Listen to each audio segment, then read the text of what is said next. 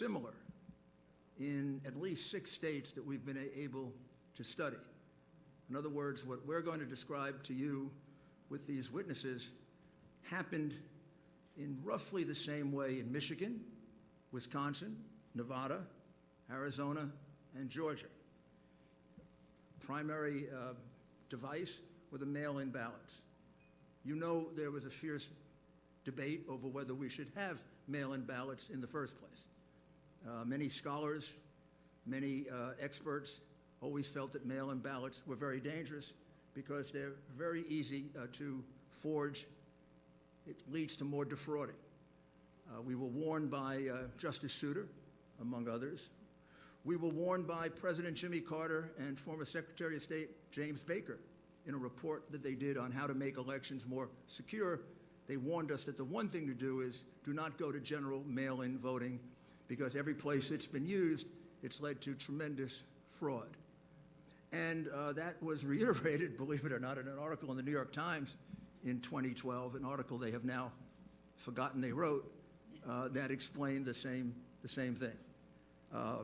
And I think what you're going to find as you study your mail-in ballot procedure here in the Commonwealth of Pennsylvania and then in the 6 other places, this was a terrible mistake. And it allowed the leadership of a party that had become pretty expert at voter fraud to really go wild. So the witnesses we present are going to first show you that in the case of Philadelphia and in the case of Allegheny County and 1 or 2 other counties, the mail-in ballots that were received were not inspected at all by any Republican. They were hidden from Republicans. In the case of Philadelphia and Allegheny County, I can't be absolutely certain, but I do believe the witnesses will show that a Republican never got to see a single ballot. Now, you know how important that is to determining whether it is a valid ballot or not. There's only one time you get to do that, and that's when you separate the envelope that possesses the verifying information from the ballot. The moment you separate them, you can no longer verify. You can't go back and recount. You can't go back and check paper ballot against the machine ballot, because it's a private ballot. It's an anonymous ballot. We want to keep it that way. The only thing that identifies it is that outer envelope. At that moment, when they're separated, gone forever. That's the moment at which inspections have been allowed, time immemorial, in America, Pennsylvania, all of our other 49 states. Several of the witnesses here have been doing this for 20 or 30 years. They've never heard of a situation in which a mail-in ballot was just put in without allowing a Republican, a Democrat, even third-party members to take one look at it and object to it, for the very reason that it's too prone to fraud. Think about this. In your state, Republicans were uniformly not allowed, kept out, put in chutes like they were cows to keep them away from seeing these ballots. Never happened before. Not only that, the same thing was done in Michigan, the same thing was done in Wisconsin, and on and on and on. What's the chance that on the morning of November 3rd or 4th, when they started the count, that in each one of those places, the Democrat leadership of these highly controlled Democrat cities that have some history for corruption, and in the case of Philadelphia, a long history of voter fraud. I could show you the convictions. I don't think I have to. What are the odds that they're all going to wake up with the same idea? After years and years of always examining together absentee ballots, all of a sudden, in a year in which we have a couple million of them per state, we're not going to allow any Republicans to see them. The person in Philly figures that out, Pittsburgh, Detroit, Milwaukee, Las Vegas, Nevada? Or is it more likely that this was a common plan that maybe started with the whole idea of having mail ballots because it gives you a much wider range to cheat? When you had just a small number of absentee ballots, like 400,000, you have a certain range that you can cheat. When you have 250 or 2.5 million, you have a much bigger range to do that. So when you hear that testimony about not being allowed to see the ballot, you have to understand it's much more important than just that individual ballot. On election night, when I went to sleep, maybe when you did, President Trump was leading in your state by somewhere around 700 to 800,000 votes, depending on when you went to sleep. That's a huge number of votes. 65% of the vote had been cast. Under normal circumstances, like if this were a fair media, your state would have been called for Trump. I mean, Virginia was called with 10% of the vote. It turned out to be separated by 1%. I think we may have actually won Virginia, but that's another battle.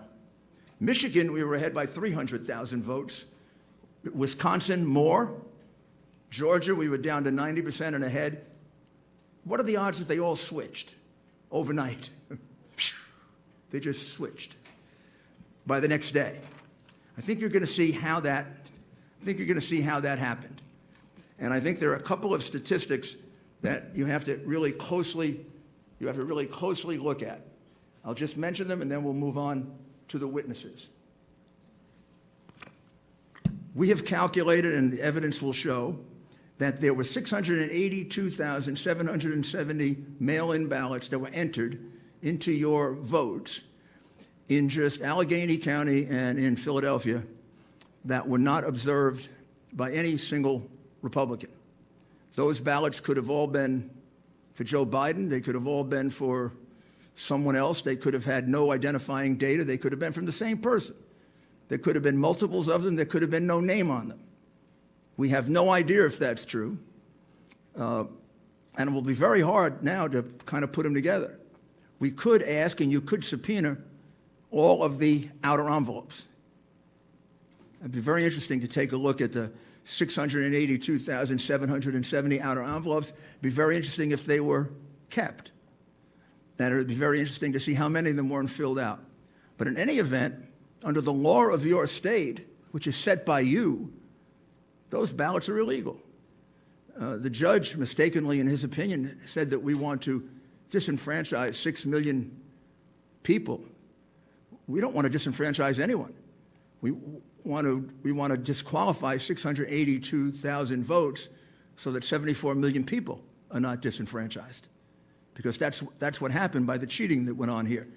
I'll give you one other enormously puzzling statistic.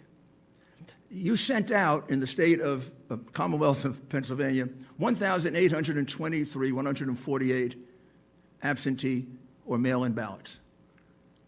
You received back 1.4 million approximately. However, in the count for president, you counted 2.5 million. I don't know what accounts for that 700,000 difference between the number of ballots you sent out and the number of ballots that ended up in the count. That number, 2,589,242, was on your government website until yesterday. And yesterday it was removed without explanation. I'm going to be very interested in hearing what the explanation is. And I can't imagine you could possibly certify without knowing the explanation to that, as well as the explanation to the 22,686 mail-in ballots that were returned on the day they were mailed. That's a trick. How about they were returned? How about 32,591 were returned the day after they were mailed? Another 20,000 were returned before they were mailed. Of course, I think this is a kind of a low count, and I guess the crooks in Philadelphia are disappointed in this. They only submitted 8,021 ballots from dead people, mail-in ballots for dead people. It's probably easier for dead people to submit mail-in ballots than it is to vote in person. You had about 30,000 of those. We're checking the records of the cemeteries around Philadelphia.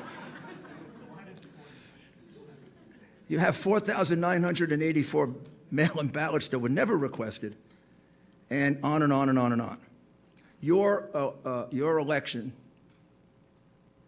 because of these two counties and maybe one other, is a sham. It's a disgrace. to your state.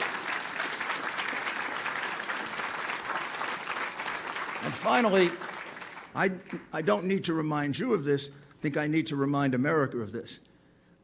The election for the President of the United States is not run by the governor of your state. It's not run by your election commissioner. The United States Constitution makes it clear who has the responsibility for running this election.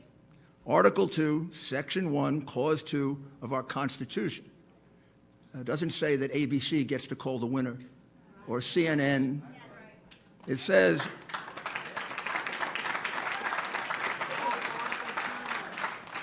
each state shall appoint in such manner as the legislature thereof may direct a number of electors. It's the state legislature that controls this process. It's your power. It's your responsibility. And I think you know, and you have to convince the rest of your members, Republican and Democrat, they owe that to the people of your state, and they owe that to the people of the United States. Because if this happens without consequence, if they can just enter 600,000 some odd mail-in ballots without allowing a single Republican to view it, what's to say that next time they won't do 1 million or 2 million? I know crooks really well. You give them an inch and they take a mile, and you give them a mile and they take your whole country. So now we'll proceed with the witnesses.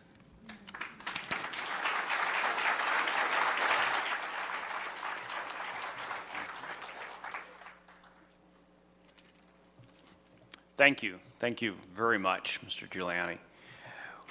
I've been informed that we have also been joined on Zoom by Senator Kristen Phillips-Hill, Representative Don Kiefer, Representative Barb Gleim from Central Pennsylvania, Representative Darrell Metcalf from Butler County, and Senator Langerhoek from Johnstown area.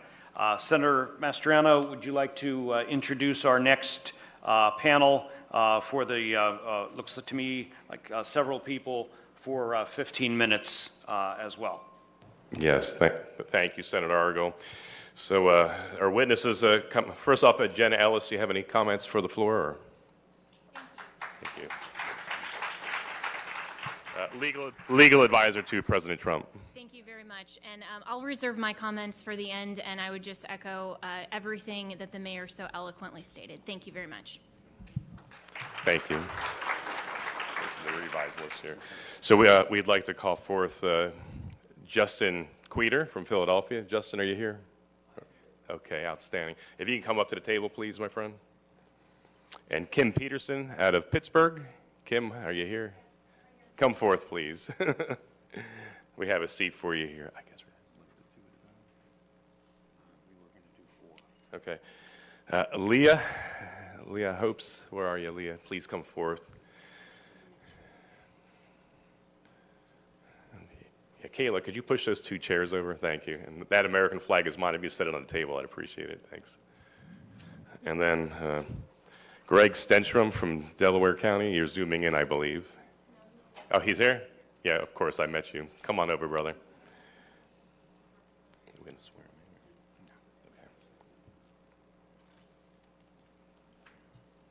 Okay, if you can, among yourselves, please divide up the next 15 minutes, and again, we'll hold all questions until the end. Please begin. I'll start.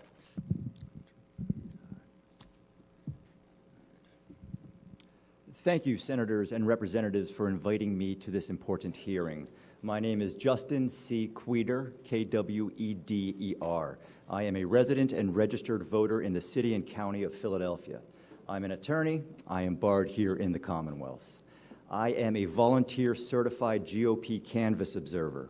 I was present at the Philadelphia Convention Center during the pre-canvass, canvass processing, and counting of the ballots cast in this year's general election. I was first present as an observer at the Convention Center and at the count on Election Day. I returned as a volunteer observer to watch the process every day for the next 10 days. I'd approximate I was there for about 85 hours over those 10 days. Part of the reason that I kept going back was so that I could authoritatively speak about what I saw. And again, thank you for letting me be here. Because what I saw was problematic, to say the least. I can tell you that I am an eyewitness to many issues and irregularities that were observed in Philadelphia with the processing and counting of the vote.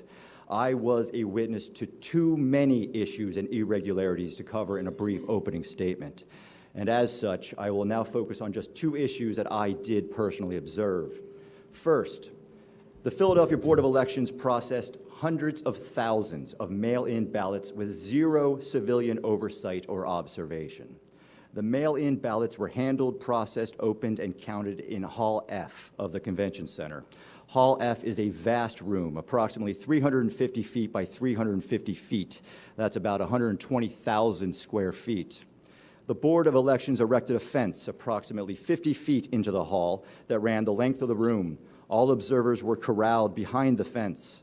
More than 100 board workers processed and opened mail-in ballots on the other side of the fence. These masked workers were arranged throughout the 120,000 square feet at a distance from the observers of about 10 feet to more than 200 feet away from us. Unlike what some may have reported in the media, the vast majority, and I'd estimate at least 96% of the board workers were processing mail-in ballots 15 to 200 plus feet from us. Due to the distance of the workers from the erected fences, it was impossible for me or any observer to see what the workers were doing with any type of specificity. The observers were not able to challenge any decision or determination being made about the processing of these mail-in ballots.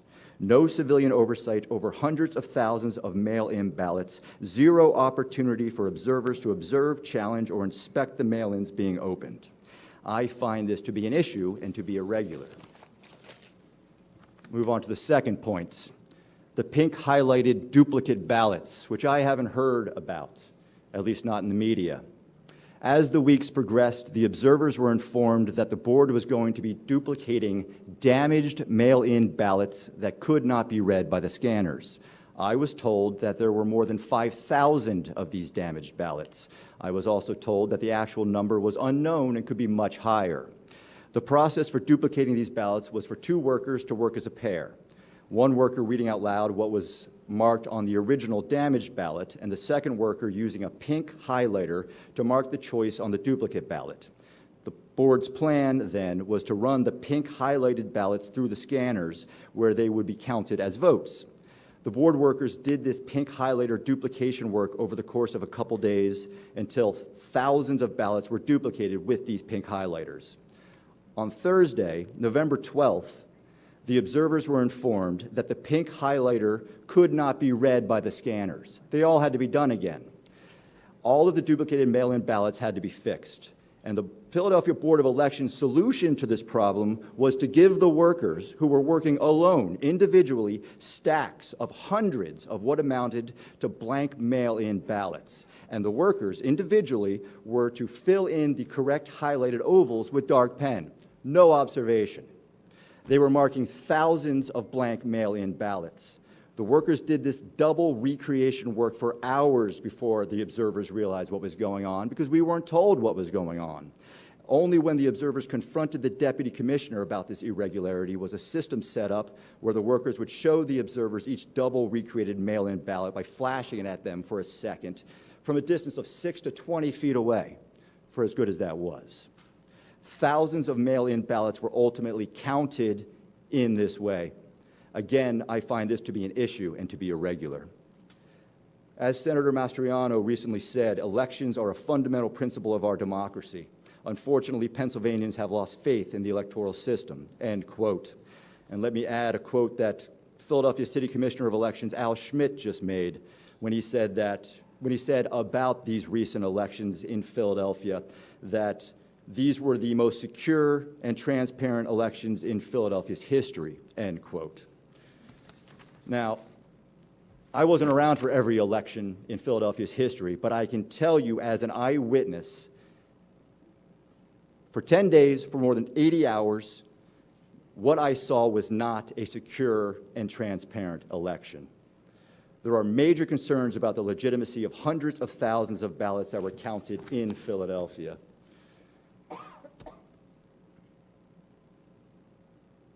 Excuse me.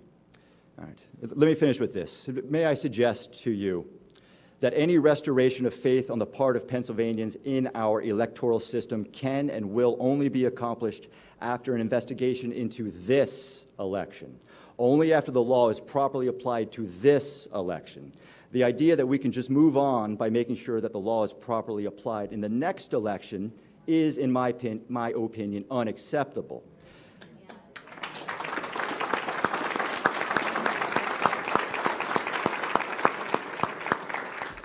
The issues, irregularities, and illegitimacy of what I saw leads me to conclude that the laws of the Commonwealth and of the United States were not being followed in Philadelphia when hundreds of thousands of ballots were counted in this year's general election. Action must be taken now to maintain our free and fair elections and to preserve and protect our elections' integrity. I look forward to answering any questions that you may have. Thank you.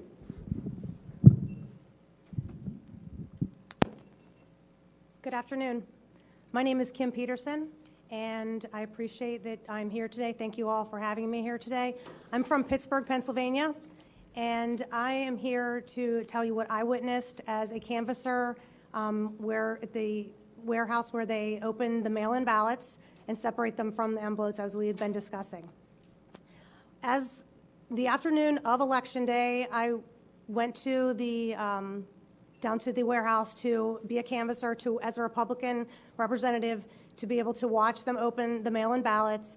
And as the gentleman, Justin, just described, as I was led back to the area where we were able to view them opening the mail-in ballots, we were kept in a corral that was at least 15 to 20 feet from any of the representatives, and that was the closest people opening the ballots. There were people that were 50, 100 feet from us. The closest that was 20 feet about, and you could not see at all the envelope, the ballot itself, where they were stacking them, anything that was required that we were able to see. There were also monitors up around the area. The monitors were pathetic, to be honest. They were fuzzy, looked like they were using old technology as far as, we have the most clearest televisions created, in the world now, and these were, probably from the 60s. You're looking at all these multiple cameras, screenshots put together of people opening ballots, but you could not even see at all or witness anything if anything was any misdoing or anything going wrong. It was very discouraging on my part. I was very much looking forward to being a part of that day and representing myself and Pennsylvanians in a fair election, and I was, discouraged about it. I love this country, and I love Pennsylvania. I was not born and raised in Pennsylvania, but I have been here for 30 years, and it is very important to me that this election be fair, and thank you again for having me.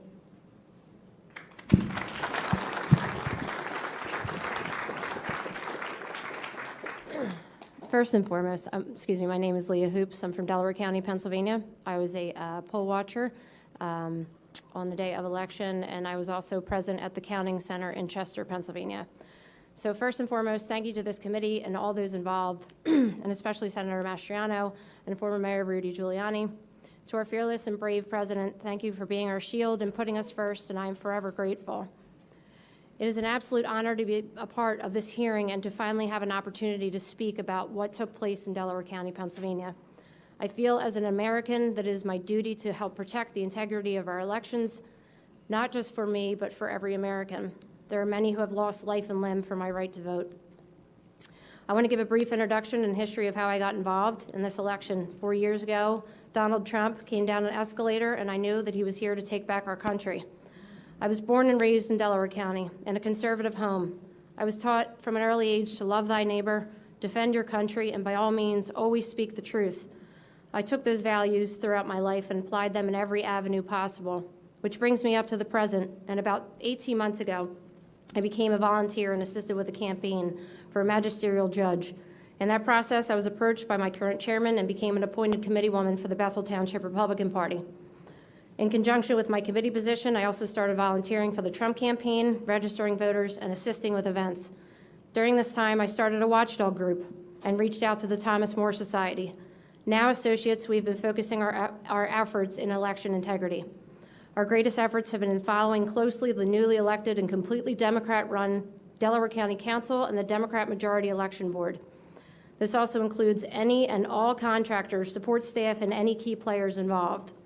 What we found was actually concerning. Not only was private grant money used from the Center for Tech and Life owned by Google and Mark Zuckerberg, but pop-up voter sites were also approved. These pop-up voter sites were placed in heavily Democrat cities, including Chester and Upper Darby, Pennsylvania, in which case the grant money from the CTCL was used to pay for electioneering. It was literally a one-stop shop. Walk in, apply, get your ballot, submit, and you were out the door. But where this didn't take place was in heavily Republican and independent areas. Let's also make note that the voting machine warehouse supervisor is a Bernie Sanders delegate, who was also solely responsible for every scanner, machine, V-card, and all machines with absolutely zero experience in this area. The real story is the $2.1 million spent to move the counting center from the courthouse in Media, Pennsylvania from North and Chester.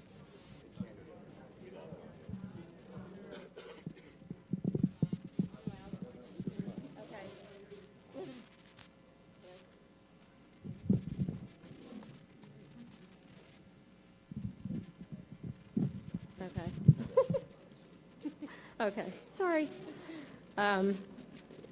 Sorry, I forgot where I was. Okay, so the real story is the $2.1 million spent to move the counting center from the courthouse in Media, Pennsylvania, which has been something that has been done for decades, to the wharf in Chester, Pennsylvania. Let me explain to you the layout of the counting center. It is in the middle of a huge parking lot, which sits back on Seaport Drive next to loading docks. It has multi-million-dollar connections to the company Power HRG and Subaru Park Soccer Stadium. The counting center was on the first floor, in which there were multiple places to bring in ballots in and out of, elevators and many rooms in which workers had access. I was there for 3 straight days. What became of concern was the back room, which had no observers, no line of sight or transparency into the process. There was no cooperation, complete resistance from election night and every day after. It took until our lawyer got an injunction to get into that back room in which pre-canvassing was transpiring. Even with an injunction, which was a joke, we were granted 5 minutes every 2 hours, and the setup was sitting in a chair 20 feet from any physical ballot. I truly wish I had enough time today to recreate what I witnessed and felt during those moments, but we did not gather here today just for me and my experience, but rather a collection of experiences from Americans like myself. What I hope to achieve is for the public to understand is that we have stuck our necks out, have been intimidated, threatened, bullied, have spent countless hours away from our families, friends, and jobs. We have signed affidavits under penalty of perjury, which should be consideration enough to know that this is a very serious issue. I'm here for one thing only, and that is to speak the truth. This is not about party. This is about my country. Every American deserves transparency, truth, and be able to question those in power without fear of intimidation, bullying, or backlash. I hope this committee takes action if needed, and justice will be swift to anyone involved in fraudulent activity. The Republic is angry, disgruntled, tired, beaten up, and ready to defend this country.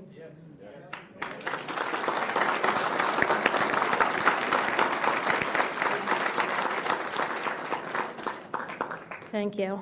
Without election integrity, we are just another banana republic.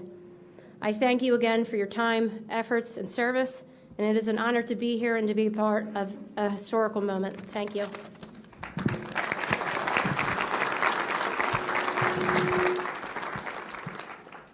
It's a tough group to follow. My name is Gregory Stenstrom. I'm from Delaware County. I'm a father, a family man. I was a former commanding officer and executive officer in the Navy. I'm a veteran of foreign wars. I'm a CEO of my own private company.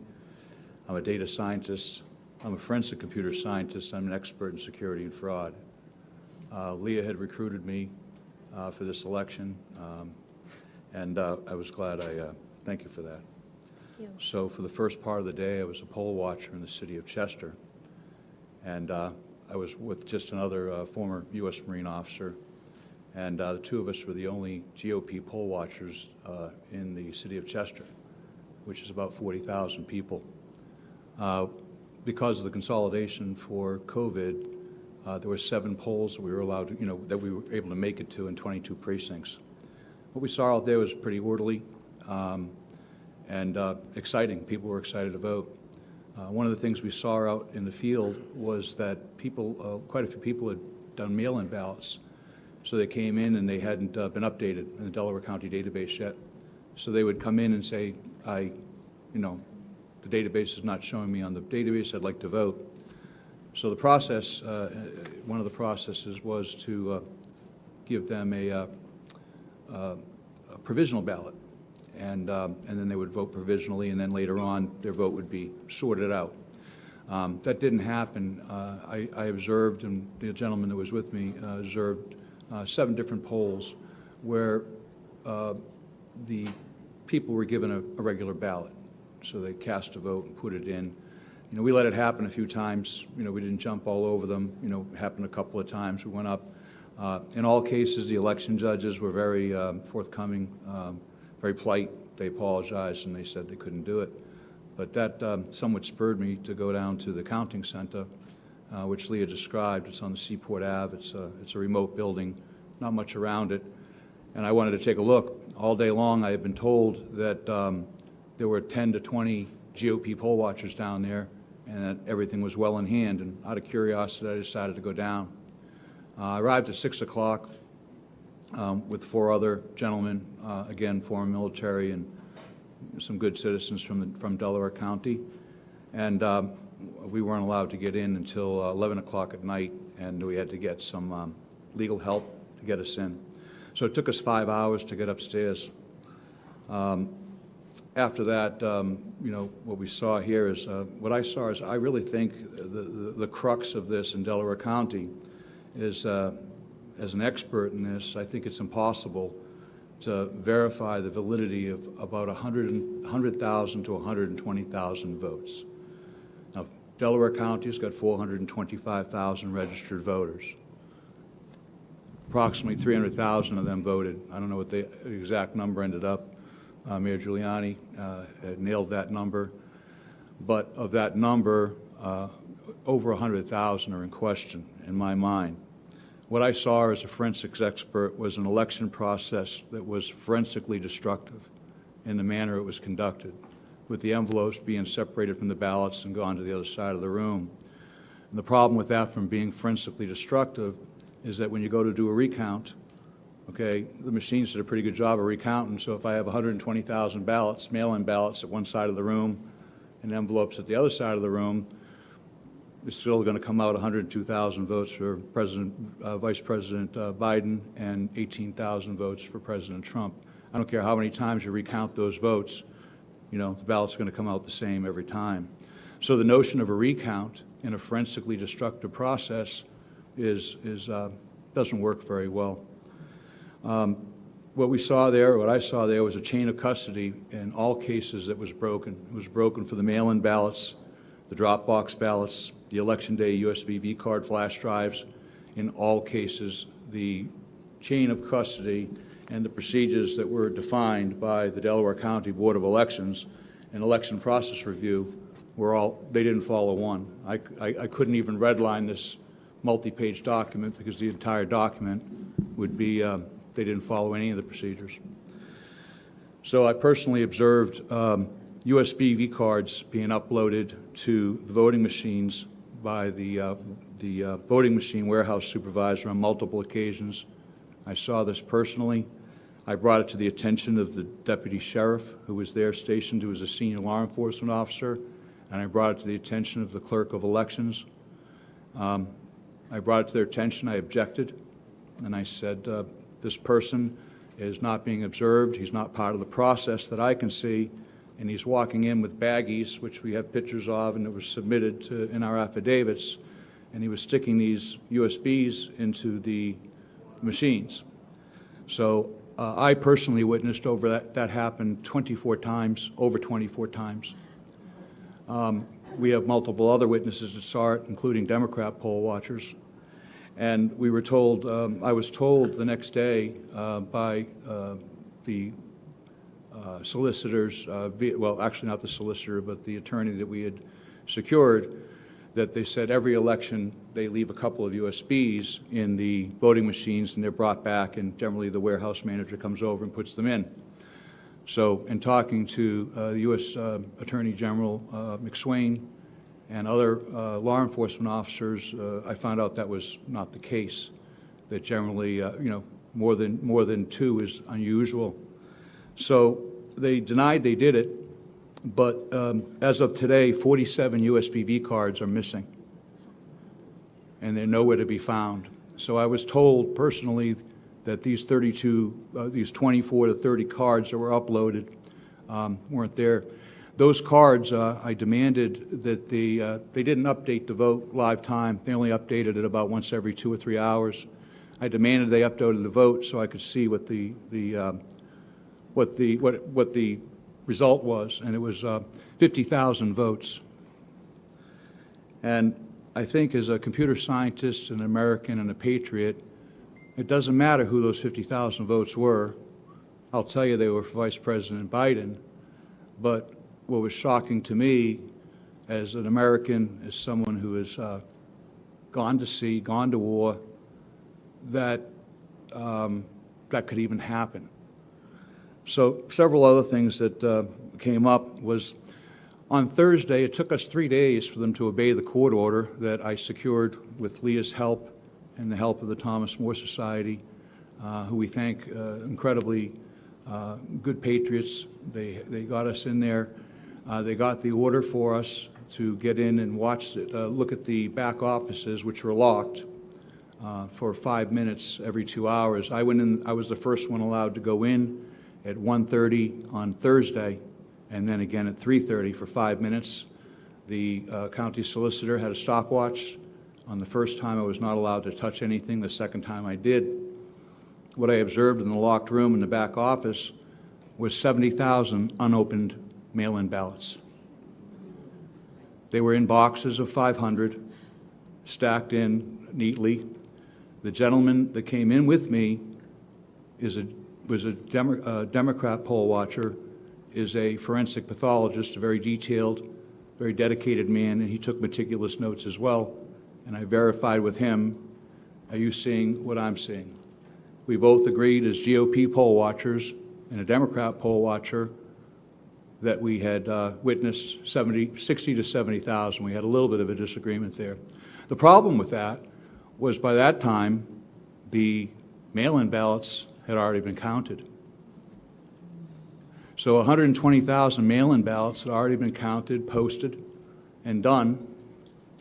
So my question is, where did the 70,000 ballots go? And nobody knows.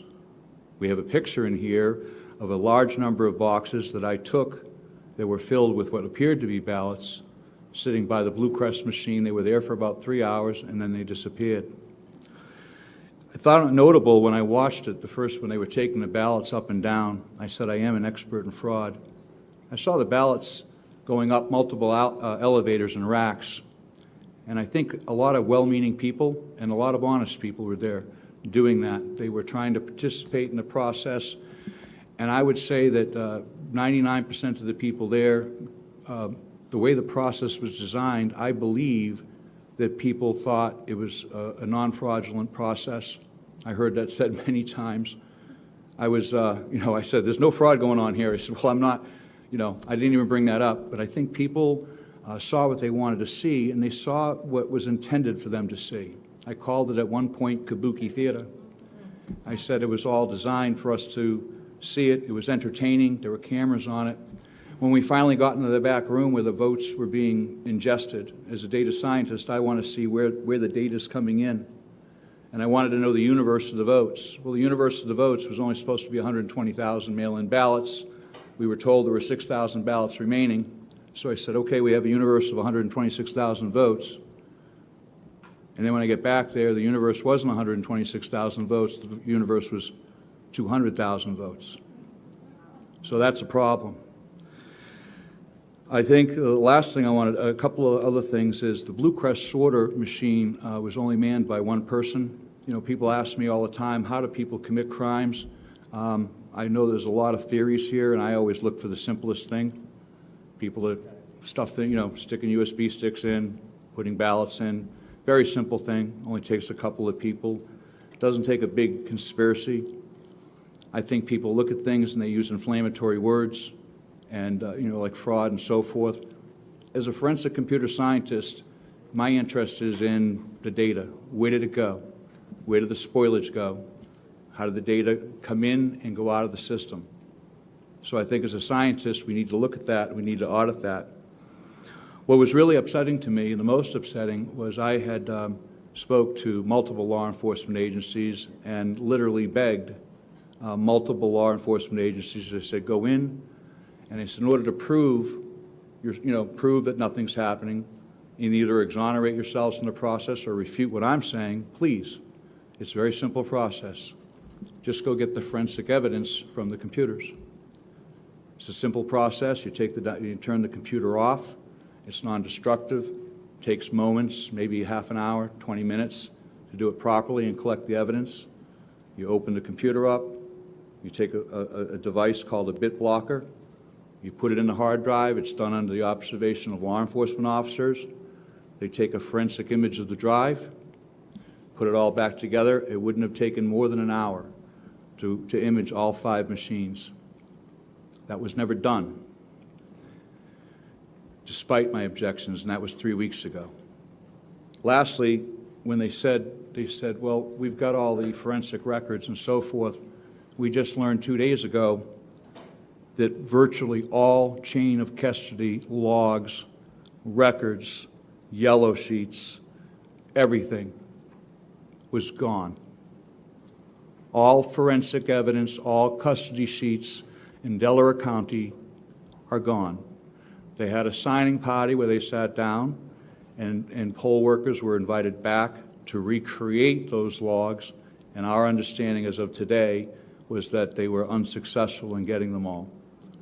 So we have a situation where we have 100,000 ballots to 120,000 ballots, both mail-in and USB, that are in question.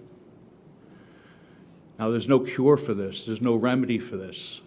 As a home charter, we could have a re-election in Delaware County for our own representatives within our own town, but there is no cure for that for the President of the United States.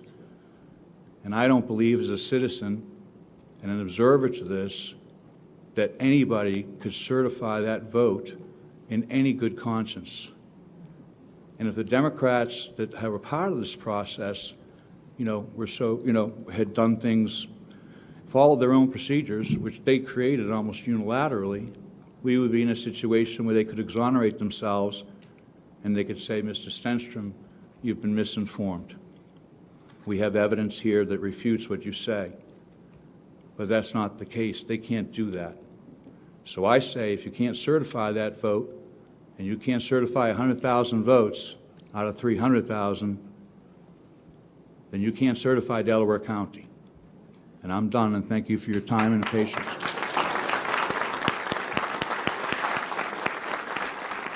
Thank you all to this panel. Before I have Senator Mastriano introduce the next 15-minute panel, I want to note that we've also been joined on Zoom by Representative Kathy Rapp from Northwestern Pennsylvania. Doug? Thank you, panelists. If you can stay in the area, we're going to bring up the next group here. We're going to save questions and answers for the end. Mr. Mayor, I understand my list might not be synchronized. I'm going to ask you to introduce the next folks coming up to testify. If you could pass the mic to the mayor, somebody. Thank you, Walt.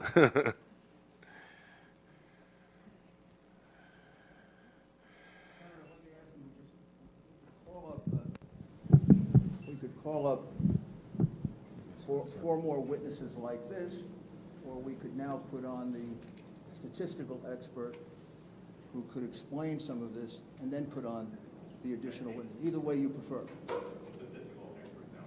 Okay, then we'll call Colonel Waldron.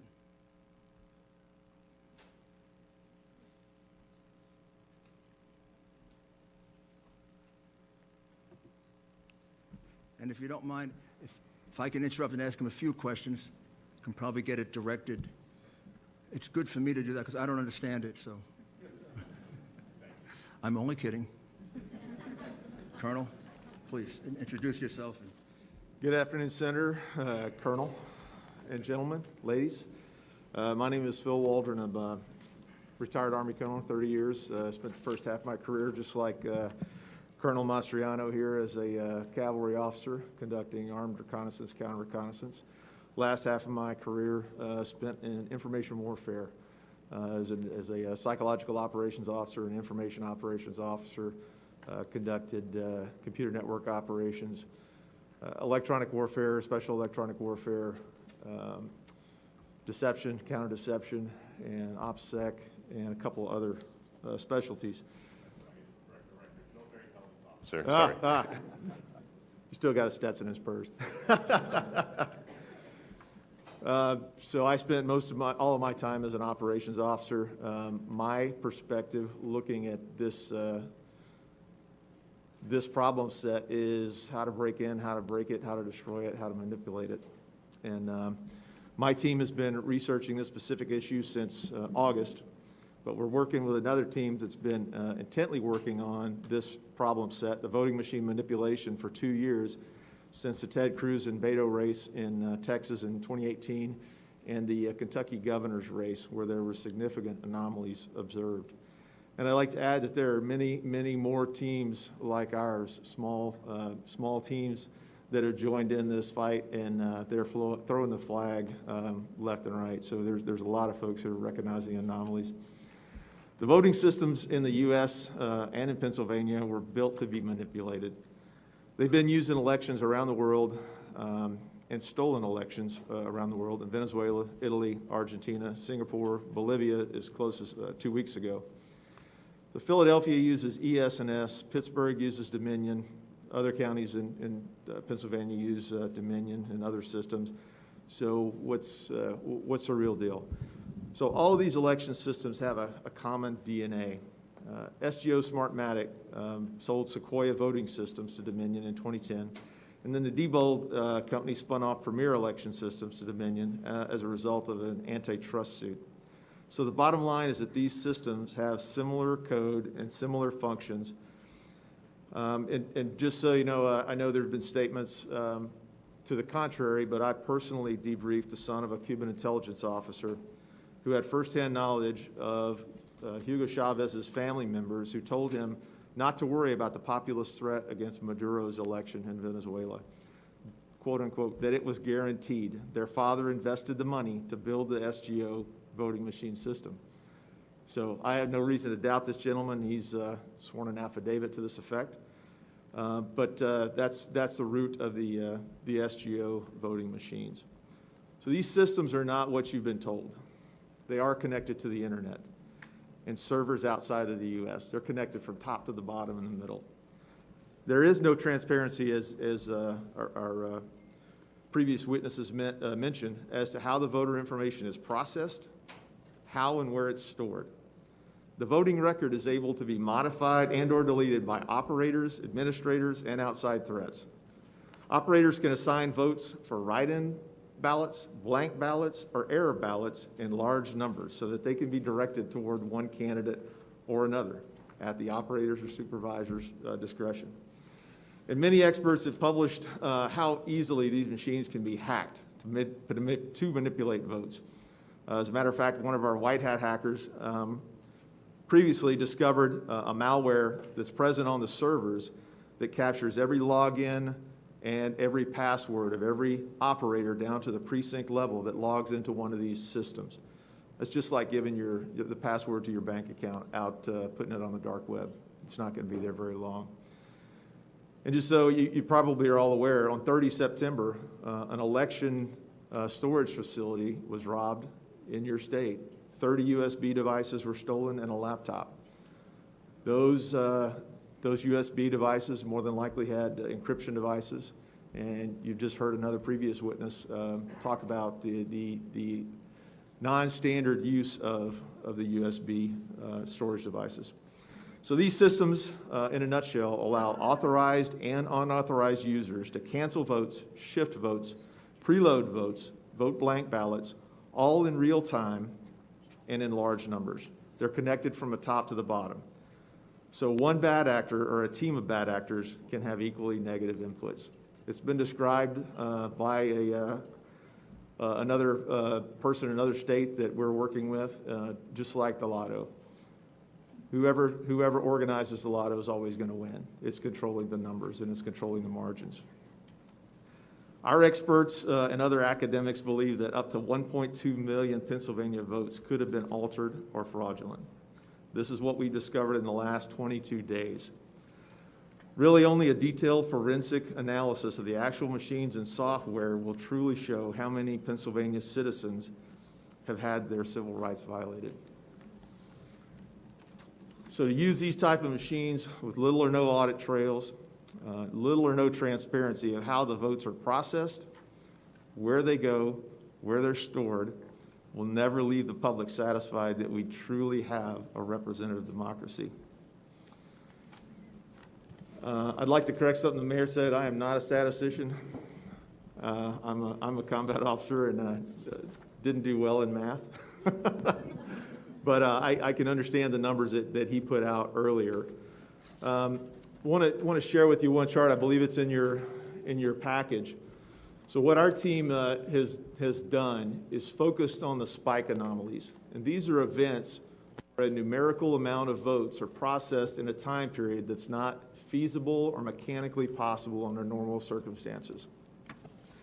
I believe Greg Stenstrom mentioned earlier the processing of these ballots through machines. There's a manufacturer's specified rate of speed that a number of ballots can be imaged and processed. These spike anomalies in this chart really show where for us to look forensically to actually determine what happened with these votes. Our team has looked at these systems, and there are a dozen ways to interdict the voting process in these shoots, whether it's mail-in ballot manipulations.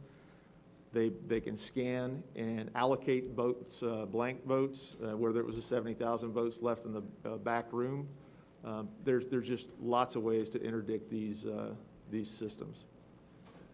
So with that, I'll answer any potential questions. Thank you. Next panel, please. Could I just Yes, sir. ask him to clarify one or two things? When we look at this Pennsylvania fixing the vote chart that they all have, could you explain at the very beginning what that line means, Biden injection? So at the very beginning of the chart, where there's a circle, it says on election day. What that indicates is there is a spike in loaded votes, 337,000 plus or minus of some votes that were added in there in one big batch. So that was an anomaly in the reporting. Normally you would expect to see a smooth curve going up, not any big spikes.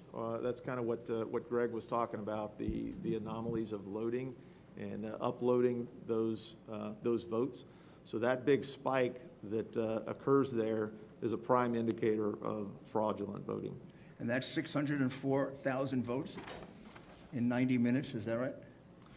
Correct. This is 337 votes, 337,000 votes in that In that period of time. Yes.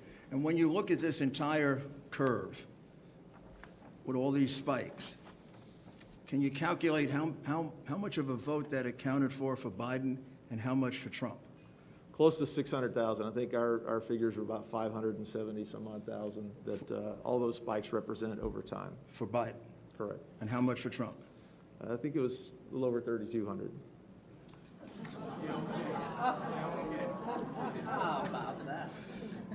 Now, just to go back to your original document, this one pager that they all have. mail-in ballots counted without being observed. Those are the ballots we were talking about that were not observed in Allegheny County and in Philadelphia. Correct. Is that right? 682,770. Now, this is the part that is a mystery. Mailed ballots sent out, 1,823,148. But when you go to the final count of the vote, there are 2,589,242 mail-in ballots. What happened? How do you account for the 700,000 mail-in ballots that appeared from nowhere? So our cyber team uses white hat hacking techniques. They gather a lot of publicly available information, and that information was from the Secretary of State's website. That website has been updated as late as 11/16 this morning with provisional and mail-in ballots, so those numbers are still changing. They changed last night, so it's a continual target. This is 22 days after the election. That number, the 2.5 million number is no longer on the website. Just been taken off? It's not there anymore. Is there any explanation for why it's been taken off? There is no annotations. But has there been a change made in the 2,589,242 mail-in votes that have been counted in the total vote? I'd have to check the Secretary of State's website as of. And could you also after check and see, 11/16. is there any change in the 1,823,148 ballots that were sent out? The mailed-out ballots number seems to be holding steady. And was there any other method of producing ballots other than sending them out? Not that we're aware of, unless as previous witnesses have testified that the potential for multiple ballot counts. So ballots could have been And have you ever counted gotten a twice. chance to examine any of these ballots? No, that would be part of the forensic process.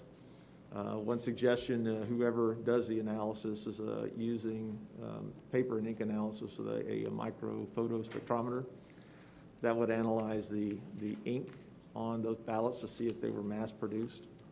So in addition to the 682,770 ballots that were entered without a single inspection of any kind, there also appear to be something like 700,000 ballots, mail-in ballots, that were never sent out, that were counted. There are noted discrepancies in the That's a Secretary of State's pretty big report. discrepancy. Yes, sir. And that's been there. Thank you. We do have to press on to the next panel since we have a lot of questions pending here. Mr. Mayor, could you introduce Sure. the next panelists? So now we have Jane Winters, Gary Feldman, who's going to be on a Zoom. Is he here? Well, then have him come up. Yeah, please come up as you're called. I believe Charles Nudo, N-U-D-O, and David Shestakis.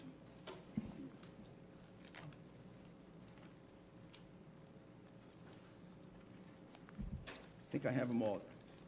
Mr. Chairman.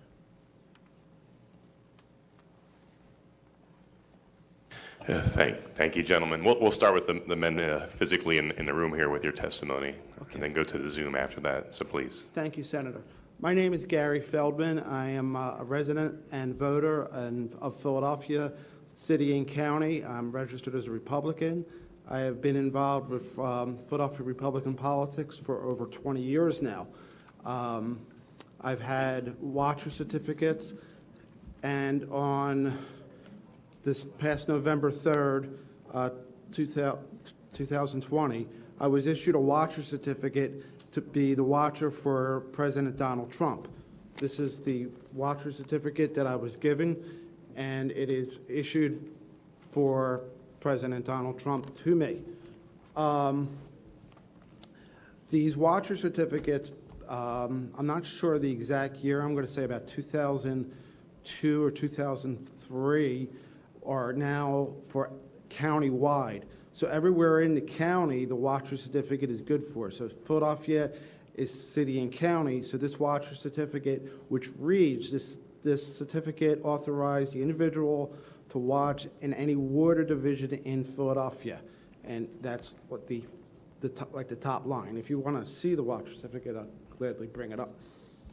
So anyway, I was in my vehicle as kind of like volunteering for the president with an attorney, and he was monitoring any kind of problems that could happen in Philadelphia.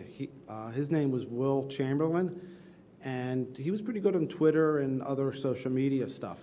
So we got a word that they were not letting Republican watchers in the polling places in South Philly. So we went to a place which happened to be a funeral parlor where they were doing the election, and I walked in with the watcher certificate in both hands to make sure that they wouldn't snag it out of my hand. They immediately wanted me to identify myself. One of the problems that happens is the Republican watcher certificates are this gold-orange color, where the Democrats are like a light blue. I've never really seen one, but I heard they're light blue. So they know right away that we're Republicans coming in there to watch. So two poll workers, I don't know who they were wearing masks and everything. I produced a certificate, and she starts saying it's not good here. And I'm like, it is. And I said, please read the top line. The gentleman that was with her said, would you like to go outside and talk about this?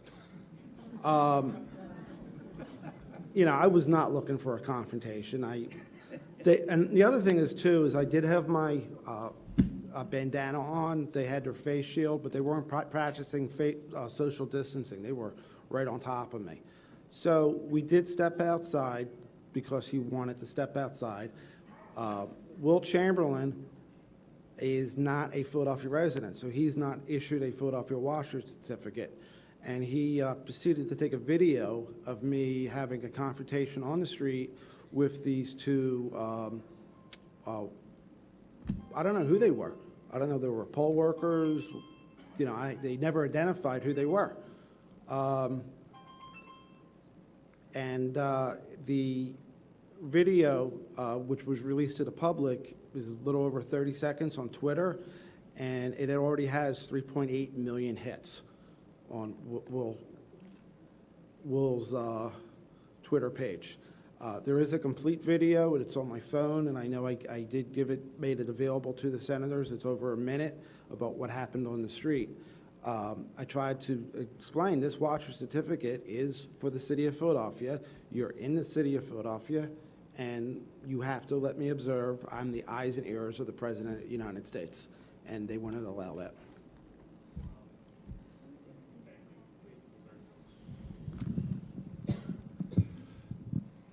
Thank you for the opportunity to be, excuse me, be here today. Oh, sir. Yeah, I just want to add another thing that's really kind of crucial. When this happened, the fact checkers group or organization, I don't even know what they are, started to put disclaimers on the video. Fact checkers said they contacted me. Fact checkers never contacted me. Fact checkers said that it was a misunderstanding. They said the commissioner's office tried contacting me. They used the name Kevin Feely from the commissioner's office. I don't know who Kevin Feely is. Nobody from fact checkers called me. I don't even know if they have my phone number.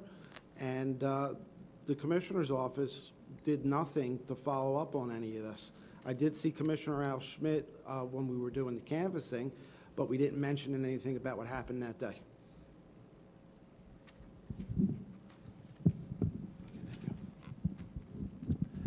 Good afternoon. I'm Dave Shostokis. I'm an attorney, licensed to practice law in Illinois and Florida.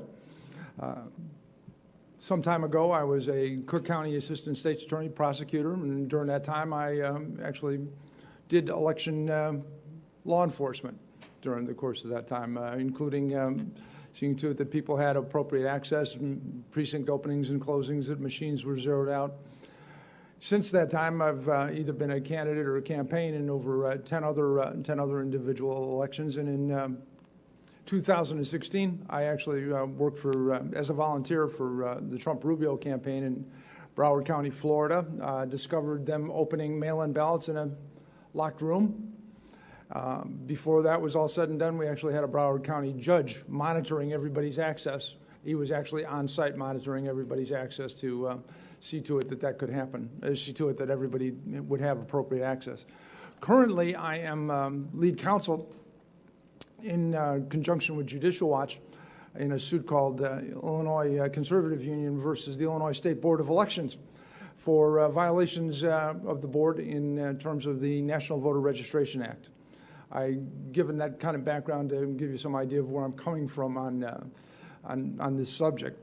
On October 24th this year, I came to Pittsburgh as a volunteer with Lawyers for Trump, and I was asked to organize folks to do monitoring of the pre-canvass activities during the course of the next week. About myself with some other volunteers made over 500 phone calls. We recruited 50 individuals that were willing to come and canvass or come and monitor the pre-canvass, and along with 25 other out-of-state lawyer volunteers. We had organized all this because, of course, we had 19 in Allegheny County. There were 19 Republicans on the ballot, and so we were able to have credentials through the RCAC for 19 watchers at any given moment.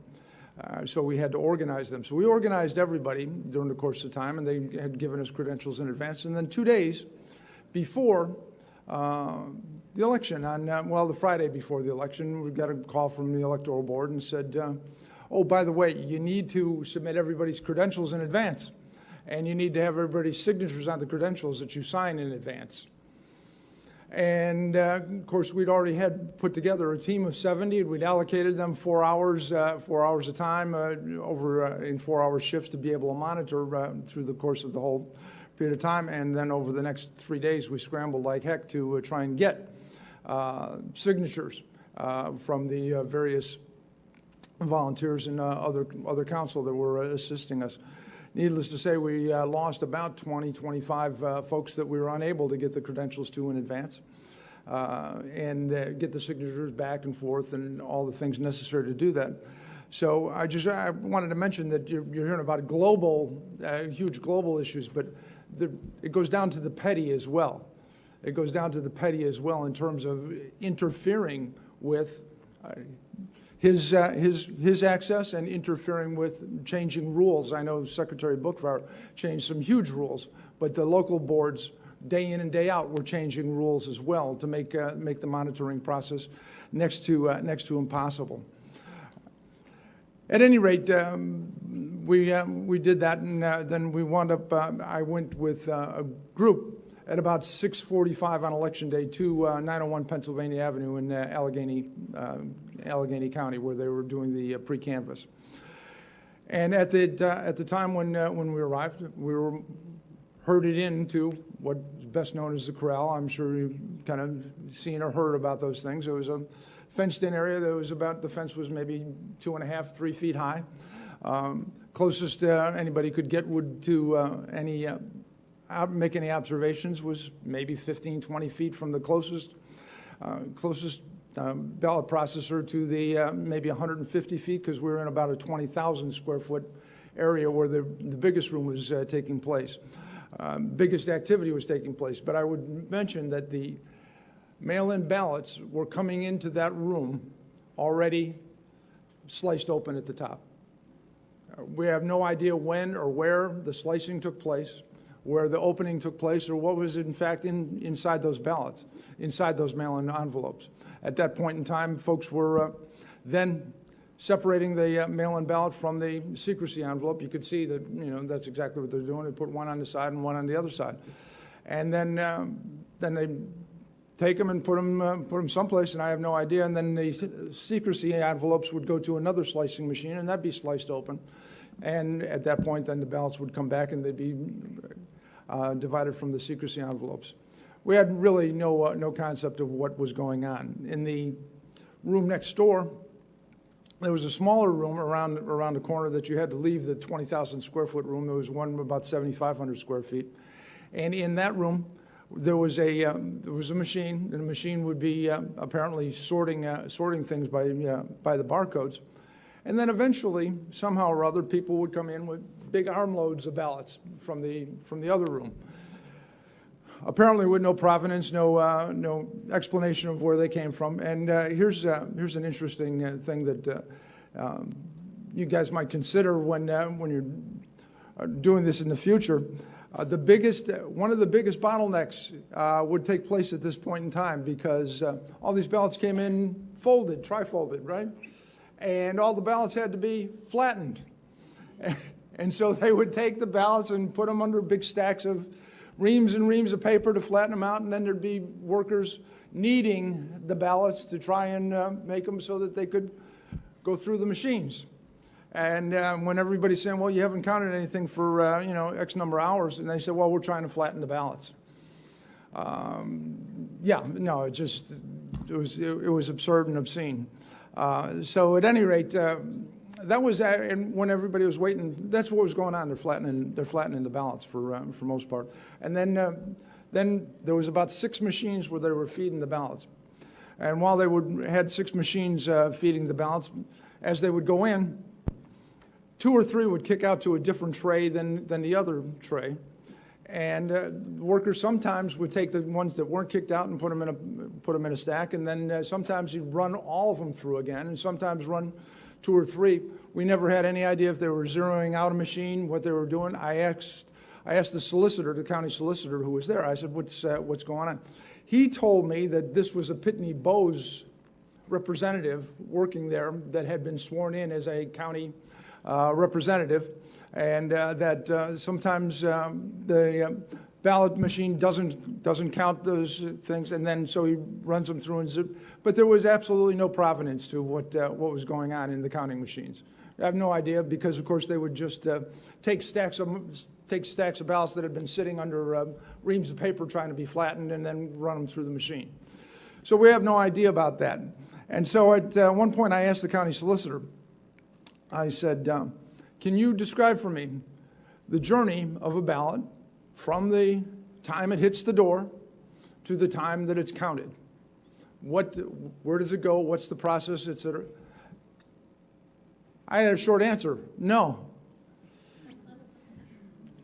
I then asked him, I said, can you give me any written protocol about what is supposed to happen? It hits the door, then it goes to a machine theoretically sorted by barcodes, from what I understood from someone else, so that if there's a challenge in advance of the election, they know where to look, because of course at 5 p.m. on the Friday before elections, you can challenge things for people having died and a few other reasons. And but then I asked, is there any written protocol for that? And he said, no, we have no written protocol for what we're conducting, what we're doing here. So he answered, he's supposed to be the one giving legal advice to people on how to legally handle ballots. And he tells me that he doesn't know how they're handled, and he tells me that there is no written protocol on how they are supposed to be handled. So I might suggest that there was just literally no way to change. I mean, there was no way to challenge. There was no way to look at those ballots. And I would say, in my experience, electoral experience, one of the things that legitimizes elections is the ability of not a disinterested third party to review what the process is, but actually an adversarial third party to review what the process is. And this was completely and utterly absent. I had about 25 other affidavits from other folks that had joined me during the time that had been part of this that describe essentially the same thing over there in Allegheny County. Most of whom were attorneys and had been versed on the comings and goings of the Pennsylvania Supreme Court, which I might suggest ultimately, the last decision in Ray canvassing, when the Pennsylvania Supreme Court ultimately said that it doesn't matter how far you're away from the ballots because you don't have the right to challenge anything anyway. I read the opinion, and I said to myself, the Pennsylvania Supreme Court just called off elections in the state of Pennsylvania. And I would suggest that the remedy for what the Pennsylvania Supreme Court does lies with the distinguished legislators that are before me. But the fact is if there is no opportunity for anybody to look at them, and the court has the temerity to say, it doesn't matter. It doesn't matter if you come in or not. It doesn't matter how far you are, because even if you're there, you don't have the right to do anything. Sure. If you could summarize, sir, we are running out of Yes, time. I'm sorry. I'm sorry. I apologize for being an attorney.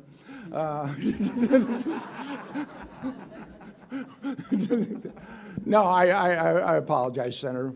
But I just I'll summarize in one thing. One of the guarantees in the United States Constitution is that, in fact, every state shall have a Republican form of government. And I would suggest to you, if the Supreme Court of Pennsylvania determines that they're going to run the state and allow the local election authorities to essentially appoint winners, the state of Pennsylvania no longer meets that guarantee as a Republican form of government. Thank you. Thank you, sir.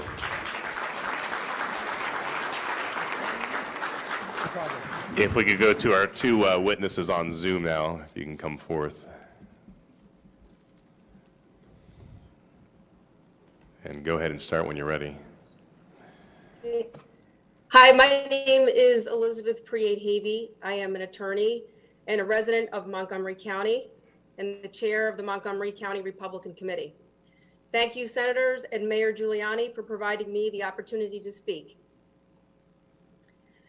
After the primary, our committee prepared and provided to the PA legislative leaders and members of the Montgomery County staff in charge of the election a 30-page report of the mail-in ballot and election day problems and irregularities we experienced in Montgomery County. We made detailed recommendations for changes with the hope that the general election would be smoother. Unfortunately, that was not the case. There are a number of issues that evidence a total lack of transparency regarding the handling of the general election in Montgomery County. First, the Montgomery County Republican Committee was not provided meaningful view of the mail-in ballots at any time despite our requests. Second, we were not provided with regular detailed information about the mail-in ballots over the course of the election despite our requests. Third, we still lack complete and detailed information about these ballots despite our written requests. We were provided our first opportunity to view and learn about the canvassing site on Sunday, November 1st, just 2 days prior to the election. At that visit, the chief operating officer of the county showed us the room where the canvass was to take place. To our shock, we were told we could not directly check the mail-in ballots. After some significant pushback by me, the county agreed to allow 2 watchers inside the room, but they were never able to see the ballots up close. Again, there was no meaningful observation of the ballots and absolutely no check of the ballots by anyone other than the county staff, which is all run by the Democrats, as to whether or not these ballots met election code criteria. At the most basic level, we were not even able to check to see if a voter voted twice or if a voter was deceased. And with the removal of the signature being a check for existing voters, there was no way to protect against someone fraudulently voting for a registered voter. In addition to having no meaningful observation or review of over 200,000 mail-in ballots, we were not provided with the change in rules by the county to allow the curing of mail-in ballots in a timely manner. On Thursday, October 29th, I received an email from Frank Dean, who ran the election for the county, with a list of ballots with what they described as defects, and if the voter had been contacted by the county to cure the defect. At the tour of the canvass on November 1, we were shown bundled mail-in ballots divided by precinct, which the county identified as having a defect, and explained that those individuals had not cured these ballots as of November 1st. The county did not provide the Montgomery County Republican Committee with an opportunity to have an authorized representative present in what was effectively the pre-canvass, a legal term, pre-canvass of the ballots when it reviewed and contacted voters about their defective mail-in ballots. After immediate investigation, it was clear that other counties across Pennsylvania were not allowing this illegal pre-canvassing to take place. In particular, our neighboring county, Berks County, a county that the president won by over 8%, interpreted the law as written and did not contact voters to cure ballots weeks prior to the election as Montgomery County did. A portion of Berks County and most of Montgomery County share one congressional seat. So voters were not treated equally in these two counties in the same district. Since the election, we have received many calls and emails from Republicans with questions about whether their mail-in ballot was counted, expressing concerns that they didn't request a mail-in ballot but received one anyway, that they were made to vote provisional when they shouldn't have, that they have great concerns about the efficacy of this election. There is a real disenfranchisement of voters across Montgomery County. Many people feel their vote did not count. Because we lack the information we need to tell them otherwise, and because we were not able to have any meaningful check on mail-in ballots, we cannot provide these concerned voters with the assurance they need that the process was fair and that the election was honest. In addition to the lack of transparency we experienced in Montgomery County, the Kathy Barnett for Congress campaign found, with just the minimal information that we've been able to obtain, that at least 188 deceased people in Montgomery County voted in 2020. They also found concerning anomalies in the results. For example, more people voted in the small town of Norristown for the very first time than the voters who vote regularly. This occurrence is far outside the norm of what we have seen in past elections. These numbers must be reviewed and analyzed. In fact, a full review of the mail-in ballots across the state must be done. In order for this country to have trust in the electoral process, elections must be viewed as open and transparent. Both the Democrats and the Republicans should be provided with the same information throughout the process, and there should be meaningful opportunity to observe and object, not last-minute disclosures and rule changes. This legislature must reform the election law to provide for such transparency all along the mail-in ballot process from start to finish. And people need to feel confident that the same rules apply to each and every voter in every town and in every county in this state. Thank you.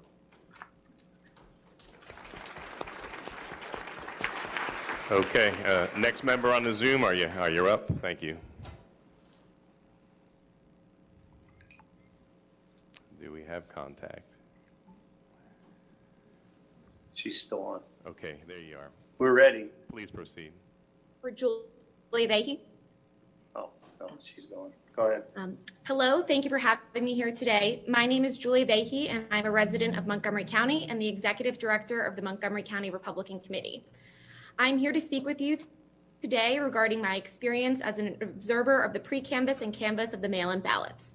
In Montgomery County, we had over 250,000 mail-in ballots requested for the general election. In the weeks leading up to the election, I personally trained over 100 volunteers to inspect and monitor the counting of these ballots to ensure the legitimacy of the vote in Montgomery County.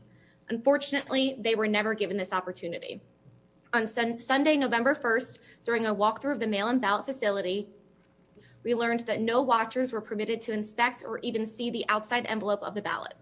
After some significant pushback by our chairman, Liz Havey, the county agreed to allow 2 watchers inside the room, of which I was one. As an observer at the canvass, I was corralled into a small, narrow holding area, which is blocked off by tables and plexiglass barriers in the corner of the room. Due to the room layout and location of the holding area within the room, I only had visibility to the space where ballots were flattened and scanned. This was a huge area, and the closest scanner was roughly 6 feet away and the farthest approximately 25 yards away. From my position within the holding area, I had no visibility or access to the room where ballots were sorted, outside envelopes were inspected, and both outside and secrecy envelopes were open. The space was divided from the scanning room by a large white wall, blocking all visibility to the slicing machines, the blue crest sorter, and the ballot storage room. In my opinion, this was a totally separate room and not one room, as the county election board argued. During our walkthrough of the campus facility on Sunday, November 1st, we argued that this was a separate room and was told by the county chief operating officer that we would be able to view this space by security camera footage. The footage from these cameras was streamed to televisions in a conference room on the other end of the building, which was approximately a 4-minute walk away from where the ballot canvas room was. The system was not set up on our walkthrough day, and it was not until I arrived back at the facility at 7 a.m. on election day that I could see the footage was extremely poor quality, and you could only see pixelated images of workers moving around the room and had no meaningful visibility of the ballots. Over the last 10 months in my role, I have spoken to thousands of voters firsthand who have lost faith in the election processes and procedures in Montgomery County and across Pennsylvania as a whole. Today, I still lack the information needed to properly inform voters that their vote was in fact counted. I thank you for holding these hearings today and hope that the appropriate legislative changes are made to restore confidence in our elections. Thank you. Thank you.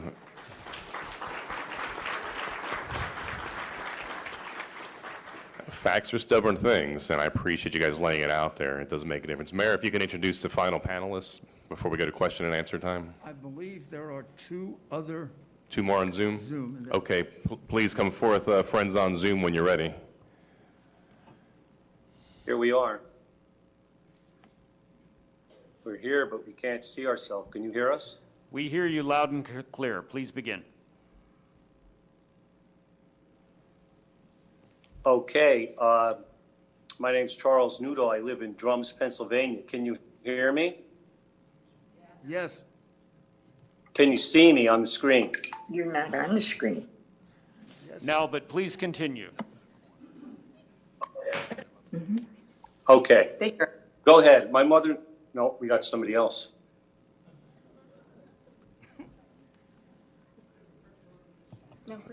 Well, let's go with what we got. Please start. Can you see us?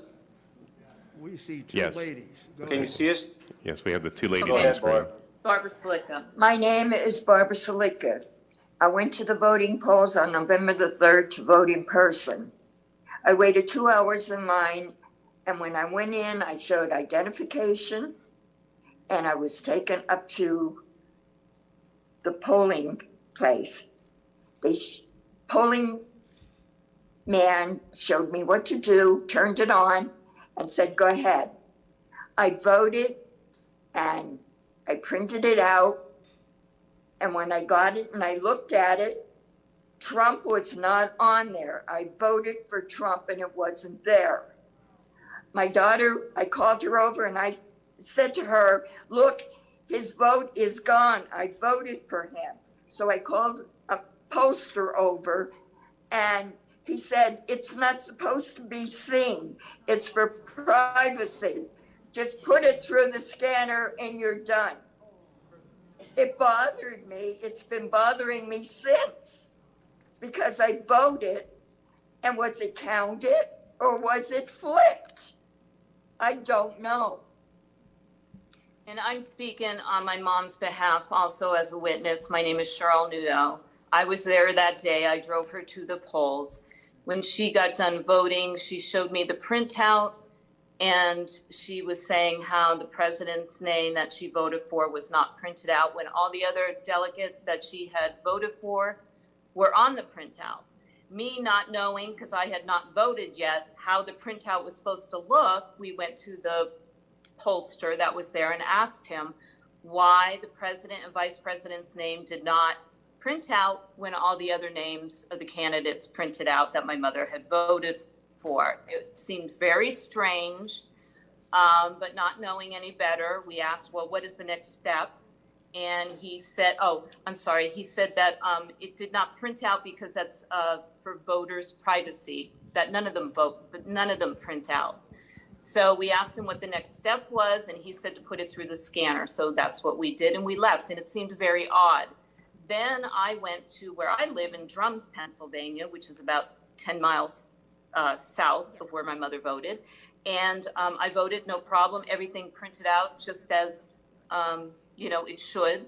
And I scanned it through. So it just seemed very odd. And we wanted to report that in my mother's area, which was Fairview Township, it seemed very odd that it did not print out. Thank you. Okay, I'm Charles Nudo, and by the way, my mother-in-law is 84 years old. She forgot to mention that. Anyway, my wife then, 80. I'm sorry, she's 80. My wife called me that day, and she was distraught and told me everything they just told you. So I go to my polling place around 3:30, 4 o'clock here in Drums. And when I first walked in, a young gentleman came up to me, started explaining how to vote. And he said, take the stylus, make your choices, then print it out with a printer that's underneath the machine. And I thought, that's odd. I've been voting since 1992. We never had to print a ballot. And I actually thought it was easier to vote in 92 on the World War II surplus voting machines with the curtain. You did your choices, opened the curtain, and they went ka-clink and everything went. All of a sudden, we have to print a ballot. So anyway, I'm pretty good with computers. I made my choices. I printed it out. All my choices are on there, from president on down ballot. And he said, now you have to put it in the scanner. And he turned over a sample ballot and pointed at a weird triangle in the corner and smiled at me. I didn't know what he meant. So I go over to the scanner, and I'm wondering, well, a scanner works face down when you scan, because I have one at home. Do I put it in face down or face up? So he's already across the room talking to another gentleman that's about 20 years older than me, trying to tell him how to do it. And I said, are these face up or face down? And he just nodded. He didn't say either way. He just nodded yes. So I put it in face up. So I don't even know if it scanned the blank backside or the voting top side. And anyway, I overheard that conversation, not wittingly or that I wanted to. A man, I'm 58, he was about 78, saying, oh, they said to him, now do you understand? And he said, yeah, I think, but my memory's not too good. And when I walked out of there, I realized it's total voter suppression.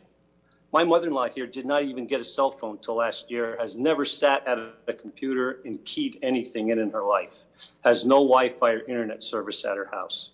Neither does my mother. She has a cell phone, but it's a flip type. And these are the people that went by the thousands or millions to our polls and had to go through this system. And I just wanted to point that out. And that's all I have. Thank you. Thank you. Thank you. Senator Mastriano, before we turn to our next panel, I want to note that Senator Camera Bartolotta has joined us from southwestern Pennsylvania on Zoom, and Senator Bob Mensch from the southeast. Doug. Thank you, Senator. Can we go over to the final Zoom panelists? Mr. Mayor, we have more? Oh, okay. Thank you, Scott. I think we have a surprise guest, Mr. Chairman. Okay. I'm sorry, is it my turn? Just hold off 1 second. Just give me a minute. Okay, it's really hard to hear you guys. One moment. All right. Are we ready, Molly? Jenna? Yes, sir. Okay. Mr. Chairman, may I introduce... Let them finish their testimony. I'm watching. It's fantastic. Well, you might as well. Okay. But let them finish their testimony. He wants to finish? He wants to finish. He wants to finish. Okay. All right. Okay, please, can you hear me on Zoom? If you can introduce yourself and proceed. Yeah, can you hear me? Yes, we got you loud and clear. Okay. My name is Olivia Jane Winters, and I'm a professional organizer and a business management consultant, and I live in Philadelphia. I actually was asked to be a minority inspector in 3615. That's the ward in the division. I was just purely doing this to help my mom out. She's a ward leader in a different area of the city. I'm actually I'm a registered Democrat, and I just wanted to help and make sure it was a fair election. I don't care who wins. I care that it's a fair election. I showed up to the polls at 6:30 in the morning. Immediately, I was met with a hostile attitude from all of the people that I had to work with. That would be the majority inspector, the poll watcher, the machine operator, and a committee man who was electioneering in the polls. He was wearing shirts and a hat and a mask for who to vote for. We are about like an hour and a half in the morning. We have a long line of people. We must have had, I don't know, 60 people in line in the building, snaking around the building. And a woman came up and said, I'd like to turn in my mail-in ballot so that I can vote in the booth. And the girl who was clerking for me said, well, if you want to turn in your mail-in ballot, we're going to need to have you fill out this form, and the majority inspector is going to need to sign the form. The majority inspector had decided in the middle of the morning to go home and was not in the polling place for over 45 minutes. To my understanding, you as the minority, I'm sorry, not the majority inspector, the judge of elections, my apologies. She had gone home. And to my understanding, the judge of elections is not to leave the polling place. So she was out of the building. We needed her to sign this form.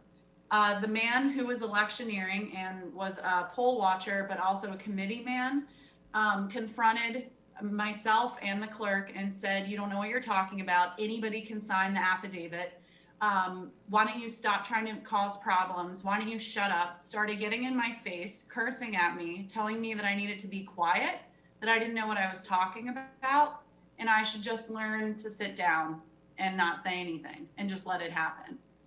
And my clerk and I said, no, we're not going to let that happen. That's ridiculous. It says very clearly in our training and on this sheet that an affidavit needs to be signed by the judge of elections if somebody's going to turn in a mail-in ballot before they can go vote in the booth.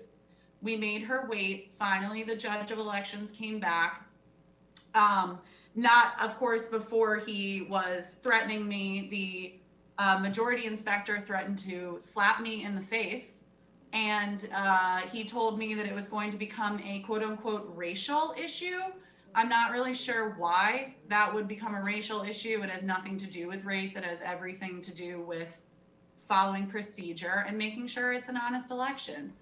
I felt threatened. I called my ward leader. The ward leader then called the commissioner for Philadelphia, Al Schmidt. Al Schmidt had me call and report that to the DA.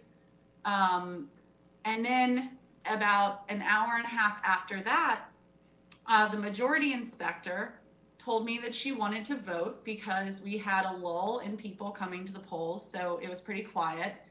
And I looked her name up so that she could sign the book, and it said that she needed to remit her mail-in ballot or vote provisionally. She said, oh, I threw that in the trash. And I said, well, then you have to vote provisionally. And the machine operator and the same committee man / poll watcher who was electioneering that I mentioned before got up in my face again, told me that I didn't belong there, that I needed to shut up, started cursing expletives at me again, told me that they were going to allow her to do that and that I better be quiet about it. And then they let her go into the polls and vote. And she did not vote provisionally at all. She voted, and who knows, maybe she voted twice. Not to mention, it wasn't until I had actually called our ward leader, who had called the commissioner, who had called the DA, that they then sent representatives down to discuss this with me and defend me. I mean, I had maybe 6 men there because I was being threatened in the polling place. And the committee man that I mentioned earlier, who was threatening me, then got his cousin involved, who was working the polls as a poll watcher and was also wearing electioneering gear. She got up in my face, demanded to see my credentials, then tried to refuse to give them back to me, told me that they were illegitimate minority inspector certificates. They basically told me they were going to call my council rep and he was going to come down and make me leave. Just ridiculous threats. I then testified in a hearing for the city of Philadelphia for them on election day regarding this harassment. And meanwhile, I had mentioned that until we had the deputy sheriff come down and tell us how to actually receive a mail-in ballot and how to vote provisionally, we were not doing it correctly. The judge of elections was not doing it correctly. And I cannot stress this enough. My brother had the same role as me as a minority inspector in a different polling place. And he said they were not doing it correctly either. I don't think that anybody actually really knew how to receive a mail-in ballot. Most of the books that we had to get your authorized signature, some would have a remit ballot little box that you could click, and others didn't have that at all. So if somebody came in and remitted a ballot, I'd almost have to like hand write that in just to keep it as honest as possible. There was no place for that. So I don't see really how they were keeping track of that, because you could easily do both. And I mean, it happened in front of me. My majority inspector definitely voted and then went into the polls and voted again. And I unless you have questions, I'm not really sure. No. I think that's pretty much what happened. Thank you very much. Senator Mastriano. Thank you. If we can have our final Zoom, I guess it was one or two more, if the next one can come forth. Whenever you're ready.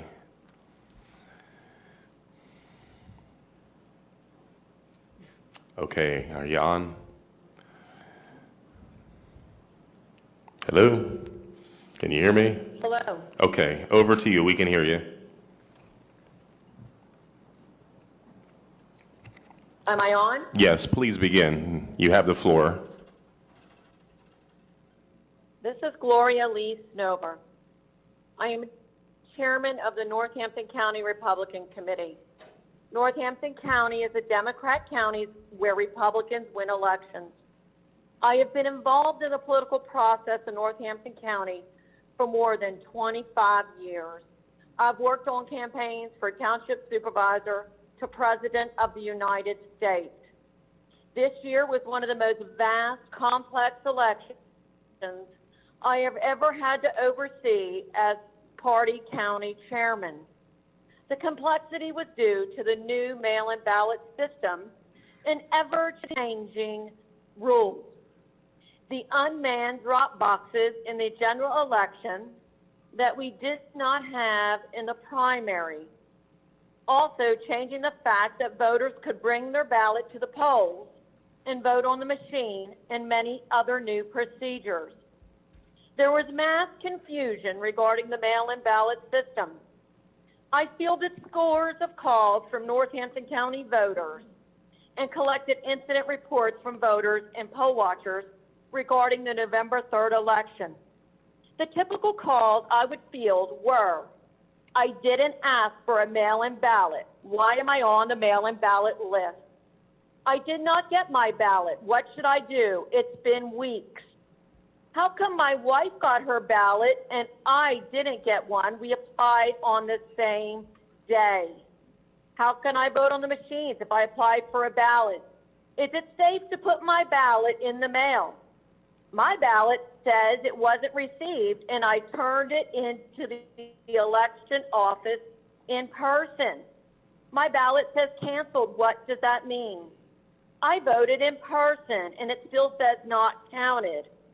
I've been on hold with the election office 70 minutes. What do I do?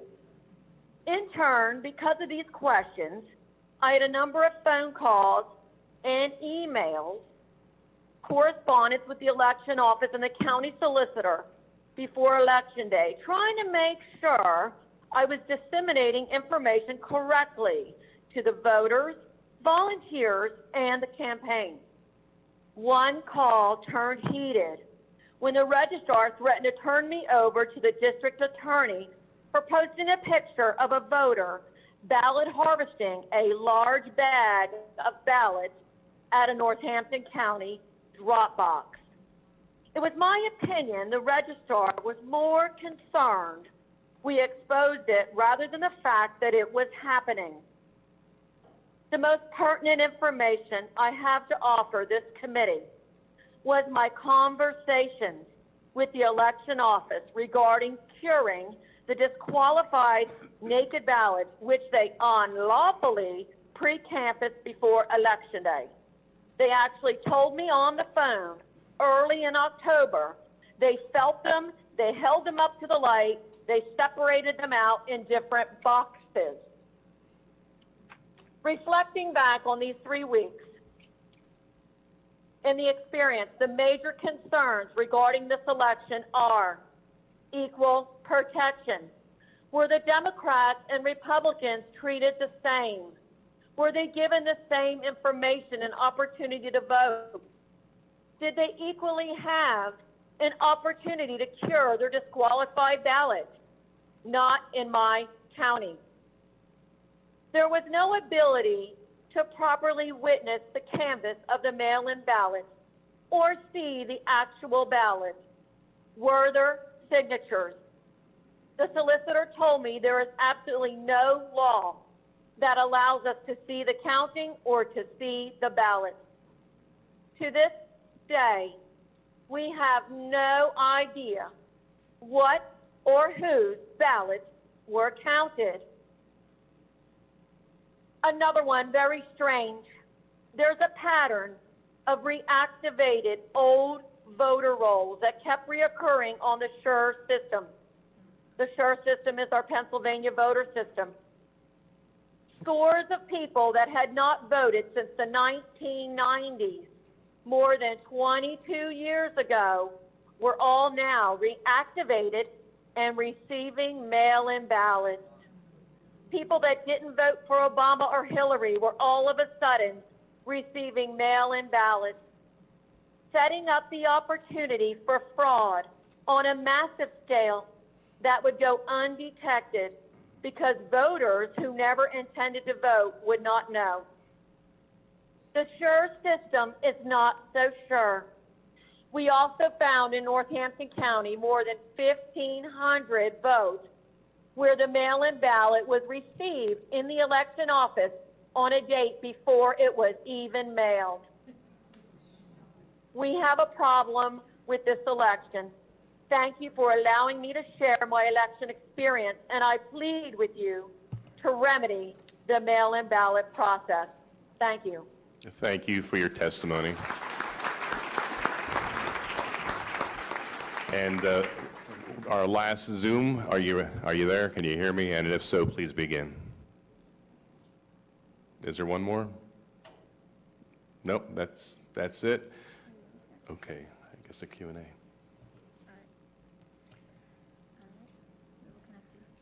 Let me begin now with questions from our representatives and senators. I believe probably about 30 minutes, if we may. Oh, we have one additional witness. Commentator. Please. All right. I will introduce to you now, Mr. President. You are connected.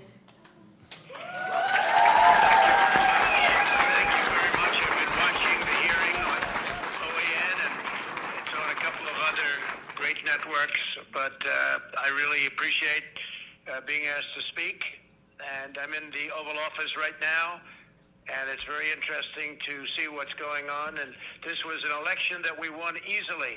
We won it by a lot. A big energy official was on this morning on a important show and said there's no way Trump didn't win Pennsylvania because the energy industry was all for him. I saw, with my eyes what happened, and he told me horror stories, absolute horror stories. So this was very sad to say it. This election was rigged, and we can't let that happen. We can't let it happen for our country. And this election has to be turned around because we won Pennsylvania by a lot, and we won all of these swing states by a lot. Anybody watching television the night of the election was saying, wow, I was called by the biggest political people, congratulations, sir, on a big win. and all of a sudden ballots were dumped all over the place, and a lot of horrible things happened. And everybody in that room, I want to thank all of the people that signed affidavits and all of the speakers. You're fantastic people. You're great patriots. I want to thank the senators for being there, and it's so important. Day before Thanksgiving, it really represents somebody. Between the voter suppression and all of the horrible things that happened to poll watchers, we have poll watcher affidavits piled up to the ceiling. They're all over. They were treated horribly all over this, all of these swing states. I mean, virtually all of the swing states. And many other things were happening that were horrible, just horrible. But the poll watchers weren't allowed to watch. They were, in many cases, whisked out of the room, not only into pens that were 20, 30, 40, 60, 100 feet away, where you couldn't even see. They were using binoculars. People are reporting that they had to use binoculars, and that didn't work. If you were a Republican poll watcher, you were treated like a dog. And the Democrats had no problem, but they were rough. They were literally pushed out, and it was rough tactics. This is what happened here. This is not the United States of America, what happened, and I think everybody knows that. That's why you're there, and that's why you're so vehement about it. We have many cases of people walking in. A woman, an elderly woman, walks in looking forward to voting November 3rd and says, "Oh, good, where would I go about voting? I'm sorry, you've already voted. Your ballot is in." I said, "No, I didn't vote. I didn't vote." "No, your ballot is in. You've already voted." In all cases for Biden, by the way. She said, "No, I want to vote." "Nope, your ballot is in." And then they give her a provisional ballot to sign, which goes nowhere. It's a disgrace that this is happening to our country. We won this election by a lot. We got 74 million votes. And if you would have said 74 million votes the day before the election, every single professional in the business would have said there's no way of beating that. We got 11 million votes more than we had 4 years before in 2016.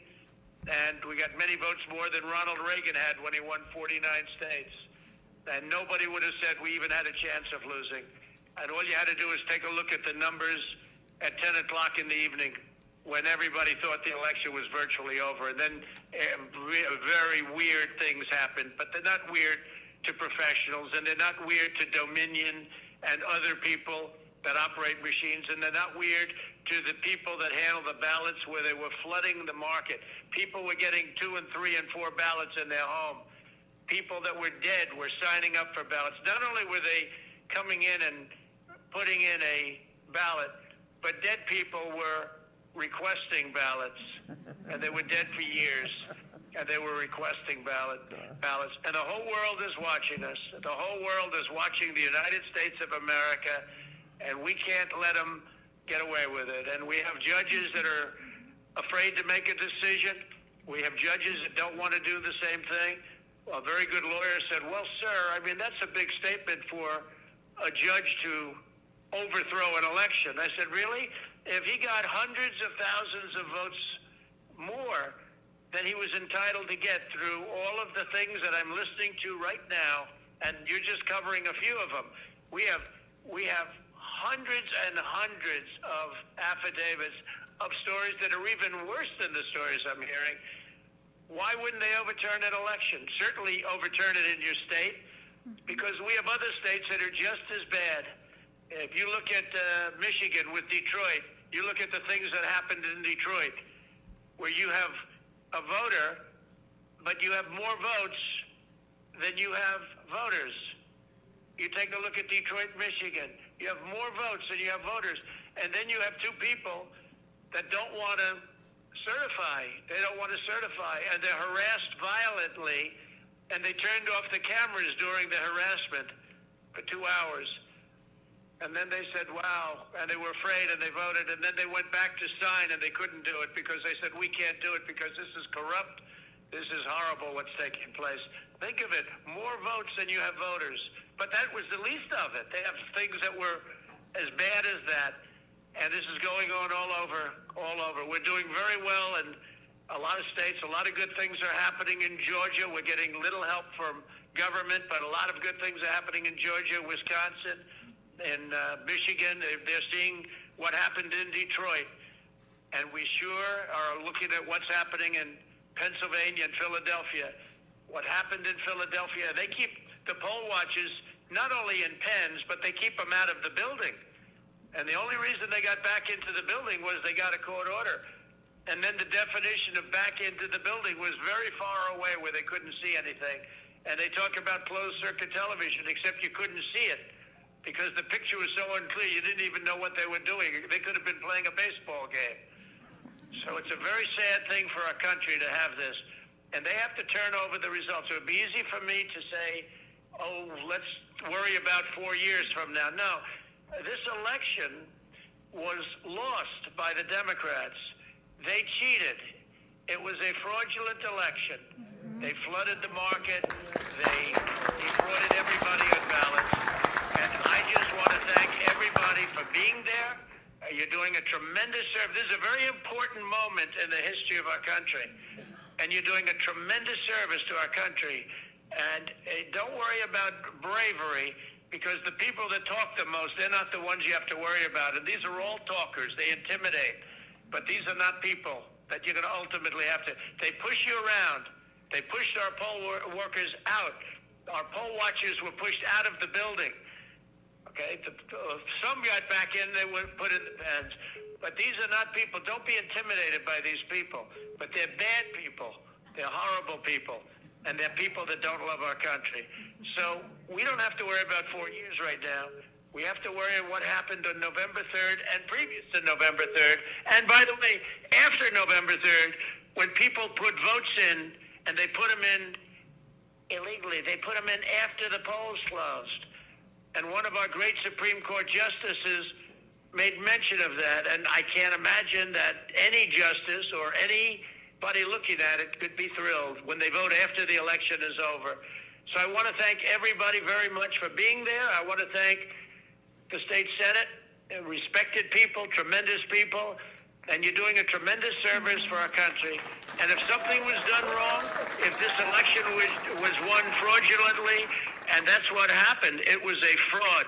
And we're talking about, very importantly, many more ballots, many more votes than the number we need. In other words, if we needed 50,000 votes, we're not talking about we found 9 dead people that voted. Of course, there were many more than that, many numbers that nobody even believes. No, we're talking about numbers that are far in excess of the 50,000, far in excess of another state where we lost by 10,000. And they went absolutely wild because we got far more votes than they thought possible. And they've just stepped on the gas, and they got caught. Just like they got caught spying on my campaign, they got caught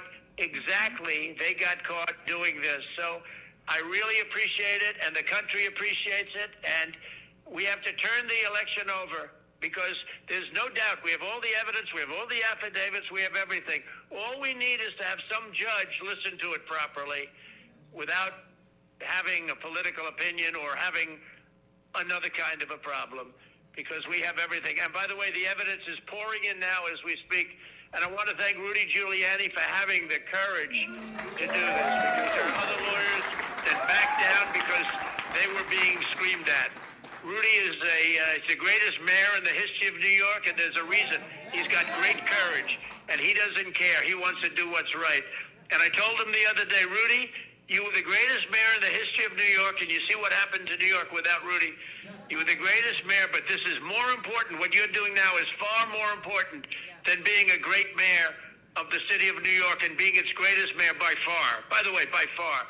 This is going to be your crowning achievement because you're saving our country. Thank you all very much. Thank you.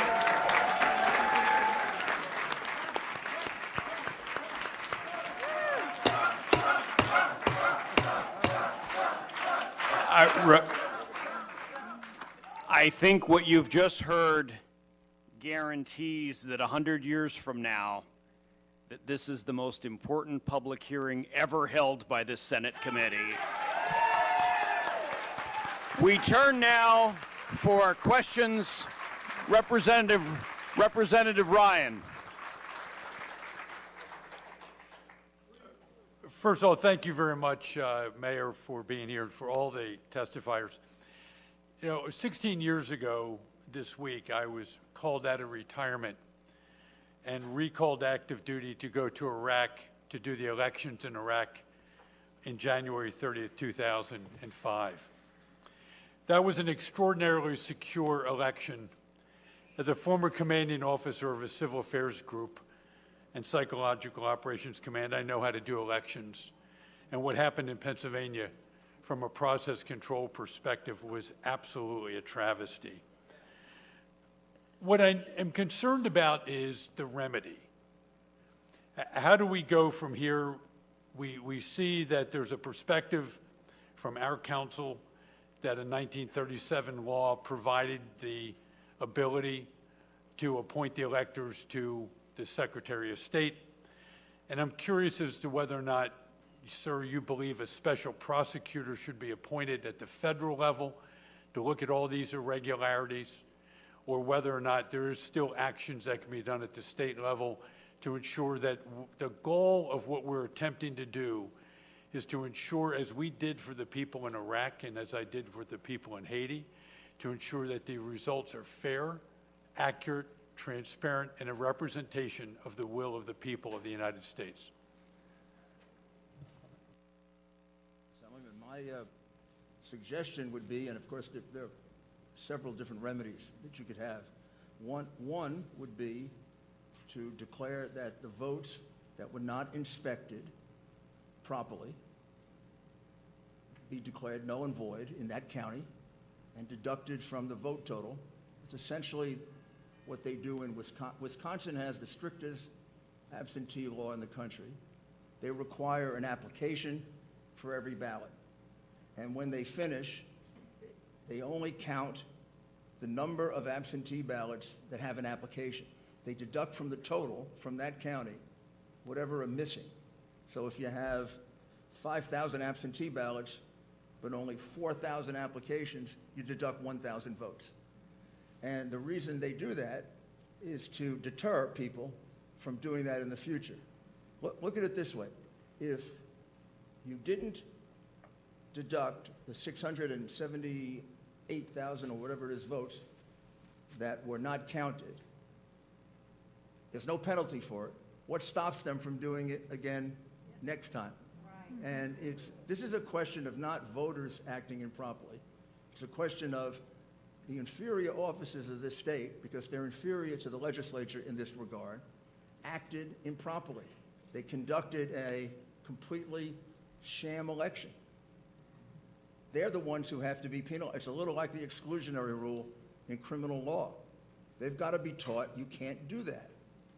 The other thing you could do is you could demand to see all of the envelopes that were cast aside. I will virtually guarantee you're going to see a couple of 100,000 envelopes that have no names, partial names, the same name. You could ask to see the ballots. You're probably going to see ballots that are official and ballots that are unofficial. You have two major gaps. You have the 672,770 votes that were not inspected by anyone, secretly put into the ballot box. And then you have this gap that I don't understand between the mail-in ballots you sent out, 1.8 million, and the number you counted, 2.5 million. That's totally impossible to explain, other than what some of the witnesses were suggesting, that they were basically stuffing the ballot box. I believe what happened is they never expected to be behind by 700,000 or 800,000 votes on election night. They expected to be behind by a couple of 100,000. In Philadelphia, to steal a couple of 100,000 votes, they do it every year.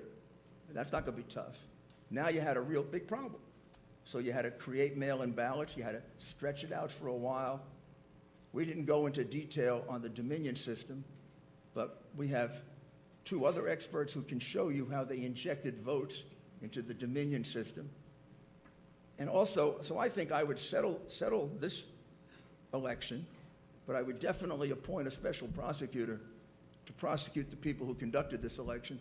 You might even ask just a general question: how could the governor and the elections commissioner, how could they have selected a company that counts our votes outside the United States?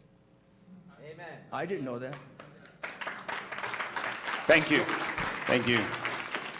Representative Mall, questions for any of our panelists? This is like our lightning round here to conclude. Thank you, Mr. Chairman. I think what I'm going to do is make more of a statement to throw out a timeline, because to try and reiterate what everyone else has already done, a couple of years ago, our Supreme Court in Pennsylvania very illegally redrew congressional maps. It's very clear in our Constitution that is a legislative act. Fast forward a couple of months ago, our Supreme Court rewrote our election law. Again, that needs to be done in statute. It is a legislative act. When it came to the mail-in ballotings, that House bill, I want to say it was 77, Act 77, I was really kind of taken aback by how eager the governor was to sign that bill. Normally, bills can sit in his desk almost 10 days before he signs them, or lets them become law on their own, or vetoes them right away, and that one he signed almost instantaneously. And I just kind of wondered, so after I saw what happened in the primary, I wrote House Bill 2626, and this is where it kind of locks it in for me, Mr. Mayor and panelists. In House Bill 2626, I saw where there could possibly be stuffing the boxes. So I said, simply, let's put a barcode on the bottom of every mail-out ballot so that the machine has to read a barcode that was accepted by the elections office. Before that ballot goes out, they zap it. When it comes back, if that barcode doesn't match one of the barcodes that they sent out, it gets kicked out. The governor immediately, as soon as we ran that bill out of committee, said, that hits my desk, it's an automatic veto. Not everybody knows that, but that came to us. We had to literally strip that out of the bill. And I will be reintroducing a bill to barcode any ballot that gets mailed out when we get back. Trust me. Then we have the drop boxes, the 3 days extra to vote, the ignoring the signatures and ignoring the postmarks. And I have to come to the conclusion that you did also. If it looks like corruption, smells like corruption, it's corruption. And we've got to get to the bottom of it. Thank you for being here. Thank you for your testimony. Appreciate it very much. Thank you, Mr. Chairman. Thank you. Senator Regan. Thank you, Mr. Mayor. Thank you so much for being here. Thank you to all our testifiers today. It's been very informative. My question, Mr. Mayor, you touched upon it briefly, but I want to just, if you could delve it a little bit more into it. Attorney General Barr, shortly after the election, authorized the U.S. attorneys across the country to investigate allegations of voter fraud. I wonder if you could tell us about the criminal investigations that are going on, maybe specifically in Pennsylvania, by our U.S. attorneys and maybe our FBI, and tell us how that is going, and is there any evidence that's been presented to you, or are you made privy to any of this information? I'm sorry, Senator, I wouldn't be made privy to that, criminal investigations. And in my experience, criminal investigations, would take too long to help you in your most immediate decision. Criminal investigations could help you in your long-term decision as to how to reform so this never happens again, which I think you all will want to do. For example, not ever hiring again a company that counts votes in Frankfurt, Germany, that's owned by two Venezuelans who are very close to Hugo Chavez and Maduro. That's extraordinary. And unfortunately, we don't have the time to really analyze the votes. Although, if you want to go into greater detail, we have other forensic experts that can show you votes that were specifically put into the machine, because these machines have a back door that allows you to do that. So I would say the criminal proceedings are going to take 6 months to a year. What you have before you that you can verify is you have before you very, very clear evidence. It's not small. It's not as if these are a couple little mistakes that happen in every, I hear people say, oh, every election has a couple of little mistakes. Not 682,000 ballots that nobody got to inspect, that from time immemorial, we've never had trouble in America with absentee ballots. I've been in absentee ballot contests in New York, and they can, they can be pretty vicious, and the language is worse than that poor lady experienced. But we would never think of having one without the Republican there and the Democrat there. Even in New York, we would never think of it. Here, they did it 700,000 times. That's an insult to the legislature because you didn't provide for that. And you've got this gap of 700,000 unexplained mail-in ballots that come out of nowhere. So I think you have more than enough to say that this election, the numbers don't add up. It's easy to figure out what the right numbers are by excluding the illegal votes and count the honest votes, and the winner of the election changes. Thank you very much, sir. Thank you. Senator Mario Scavello. I'm just going to make a couple of comments. First, I want to thank everybody for coming out here today. We need your support, your continued support throughout this whole process, because we're going to also get the other side that don't want us to do anything at all, and we definitely need to do something. We need to correct this problem. My Northampton County chairperson, Lee Snowa, did an excellent job explaining what was going on in Northampton County. One of the biggest things that bothered me more than anything else was people that went to vote and they were told they already voted. That happened. I must have heard it from 50 people in my district. So, they made them sign a provisional, and I called up and I says, you better make sure that those provisionals are counted. And some of the other things that were happening that most of the stuff that you said out there, it happened in every county. But when you didn't want to vote with your absentee and you went in, you're supposed to get a ballot, not a provisional. And there were people out there that got provisionals. But just a little information for all of you. The new machines, this new process, we didn't vote for it. That was something that was pushed by the governor. He mandated that all of the counties had to go and change their system because he wanted some type of what we don't have is a form to see who voted or who voted. They want a certificate or something, a slip to see how you voted, who voted. And it's obvious that this system has not worked, and the people of Pennsylvania are not happy about it. Thank you. Thank you, sir. Thank you. Madam Majority Leader-elect. Thank you. First of all, I just want to say what they did in Philadelphia when they closed us out and made us go to court to do what we should have legally been able to do is a travesty to what we in Pennsylvania need to have confidence in our elections. That should never happen again, and we should probably tighten our law so that it can't. Secondly, I'm extremely bothered by the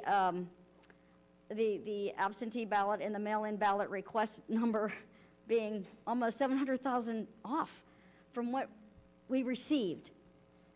And so we just did try to get on the Department of State, and they did take down their dashboard, so we can't even check it. So if you have any of that information, any pictures or any, website downloads, we would really appreciate having those because they took them down. So I don't know. Everything they do looks like they're trying to hide something, and it really, really continues to erode any kind of confidence in our process. Senator, what I would suggest is they decided that morning, or maybe a couple of days before, to exclude you because they knew what they were going to do. It wasn't done, it wasn't an accidental sort of whim to exclude all Republicans. It's unheard of to exclude all Republicans. They excluded you because of what you would see. You would see ballots that weren't properly filled out. You would see ballots that were filled out at the last minute. You would see them start to get reports of how far behind they were because they were connecting to Dominion and Smartmatic, and they were telling them how far behind they were. And you would have caught them right in the middle of the fraud. Why create this big problem for yourself of excluding Republicans in 6 states, hundreds and maybe thousands of them, if you're not doing something wrong? If you're doing something, as the senator said, that's kosher, come on, look, who cares? This big thing wasn't done because they were conducting an honest vote. It's kind of crazy to think that. This was done because they knew this is the only way they could steal this election. And when he was ahead by those numbers on Tuesday night, Wednesday morning, they panicked. I'll also tell you there's an expert witness who can testify that this pattern fits the pattern that Smartmatic used in 2 elections that they stole in South America. When the election was getting too far away, they called a halt in the voting count. Well, there was a halt called in 6 places, including in Pennsylvania. In one place, they made believe there was an overflowed water tank. It happened to be one little toilet bowl. They took a 2-hour halt, and in Michigan, they brought in 100,000 ballots through the back door and counted them with nobody observing them except 3 people who happened to be remaining behind. That's evidence that's also in affidavits and could be presented to the Michigan legislature. Those people are willing to testify. And just one other thing, these people are very brave people. A lot of people aren't testifying.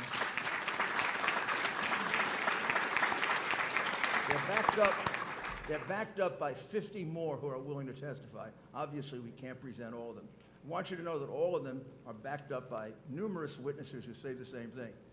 But there are probably another 50 who are not willing to testify, including probably what would have been one of our best witnesses, because he's been threatened with the loss of his job and his children being thrown out of their private school.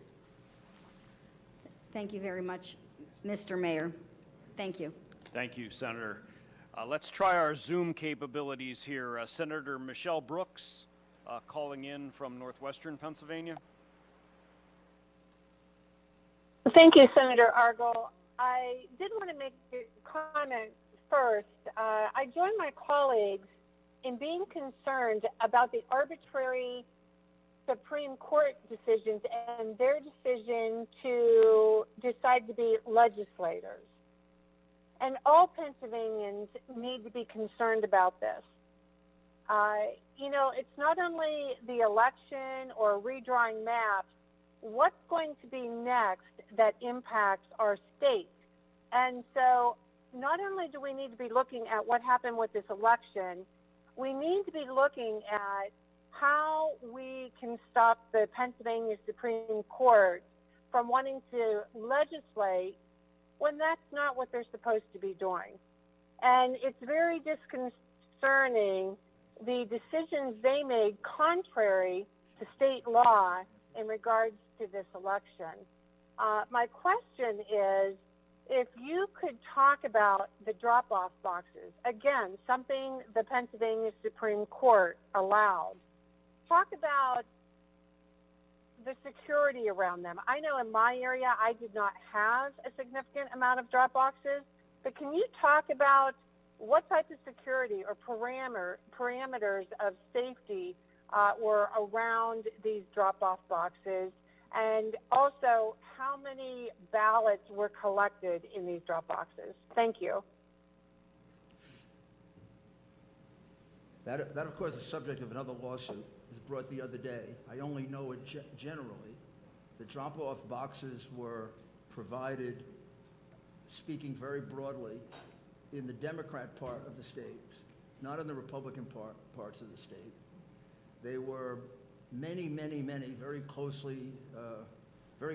each other in Philadelphia and Allegheny County, places like that. They were miles and miles apart in other places. And as far as I can tell, I've only read the lawsuit, don't know the details of it. There was no security for them.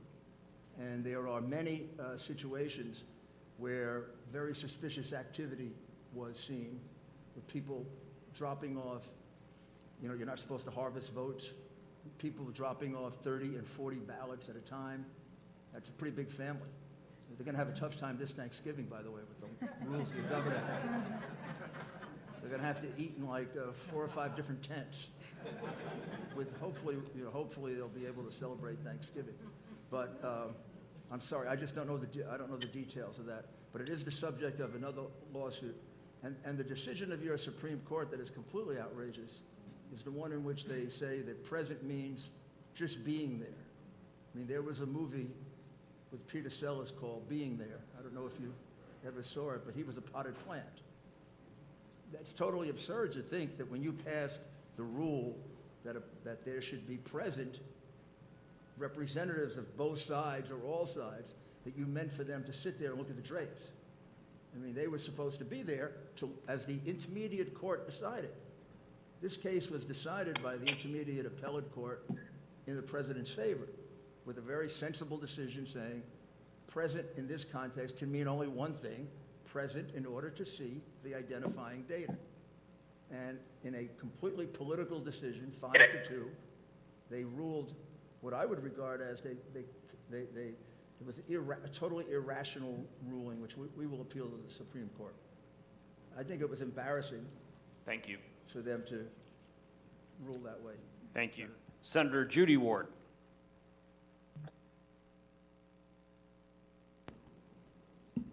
Thank you. And I also want to thank our testifiers today. They were incredibly brave, and what I heard today was so troubling to me. I don't know if I'll ever get it out of my head. And I'm sickened by the fact that it happened here on our watch. In regards to doing a forensic audit, would this be able to be done or be anywhere accurate?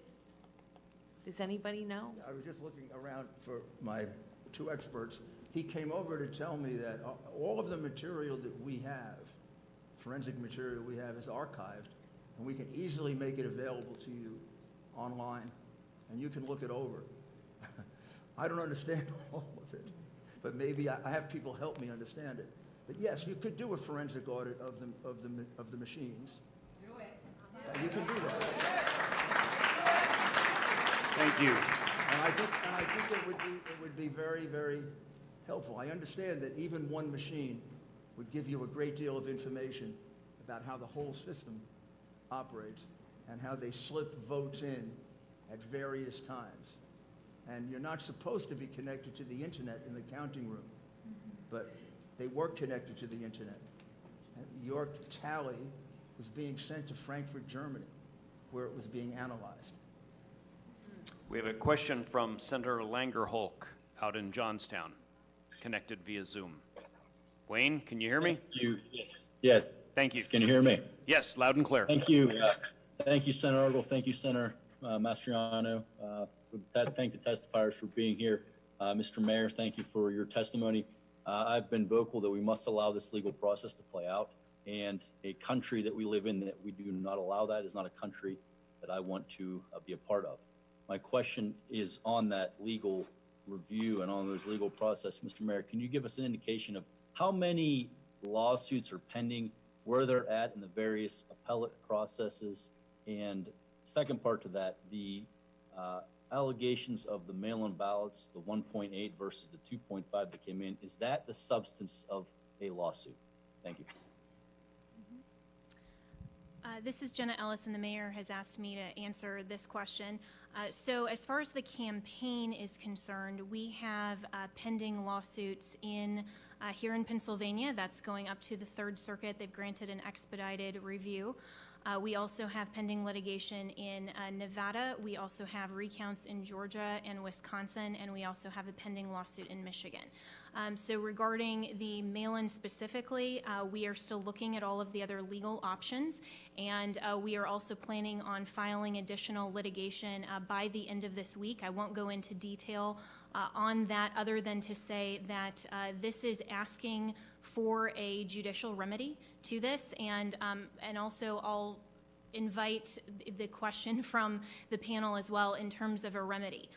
Part of what we are asking, or what we did ask initially, was to stop certification so that we could get to the bottom of this process. Clearly, you've heard sufficient evidence today that would lead any reasonable finder of fact to say that there's been sufficient evidence that you should stop that, you should not move forward with certification.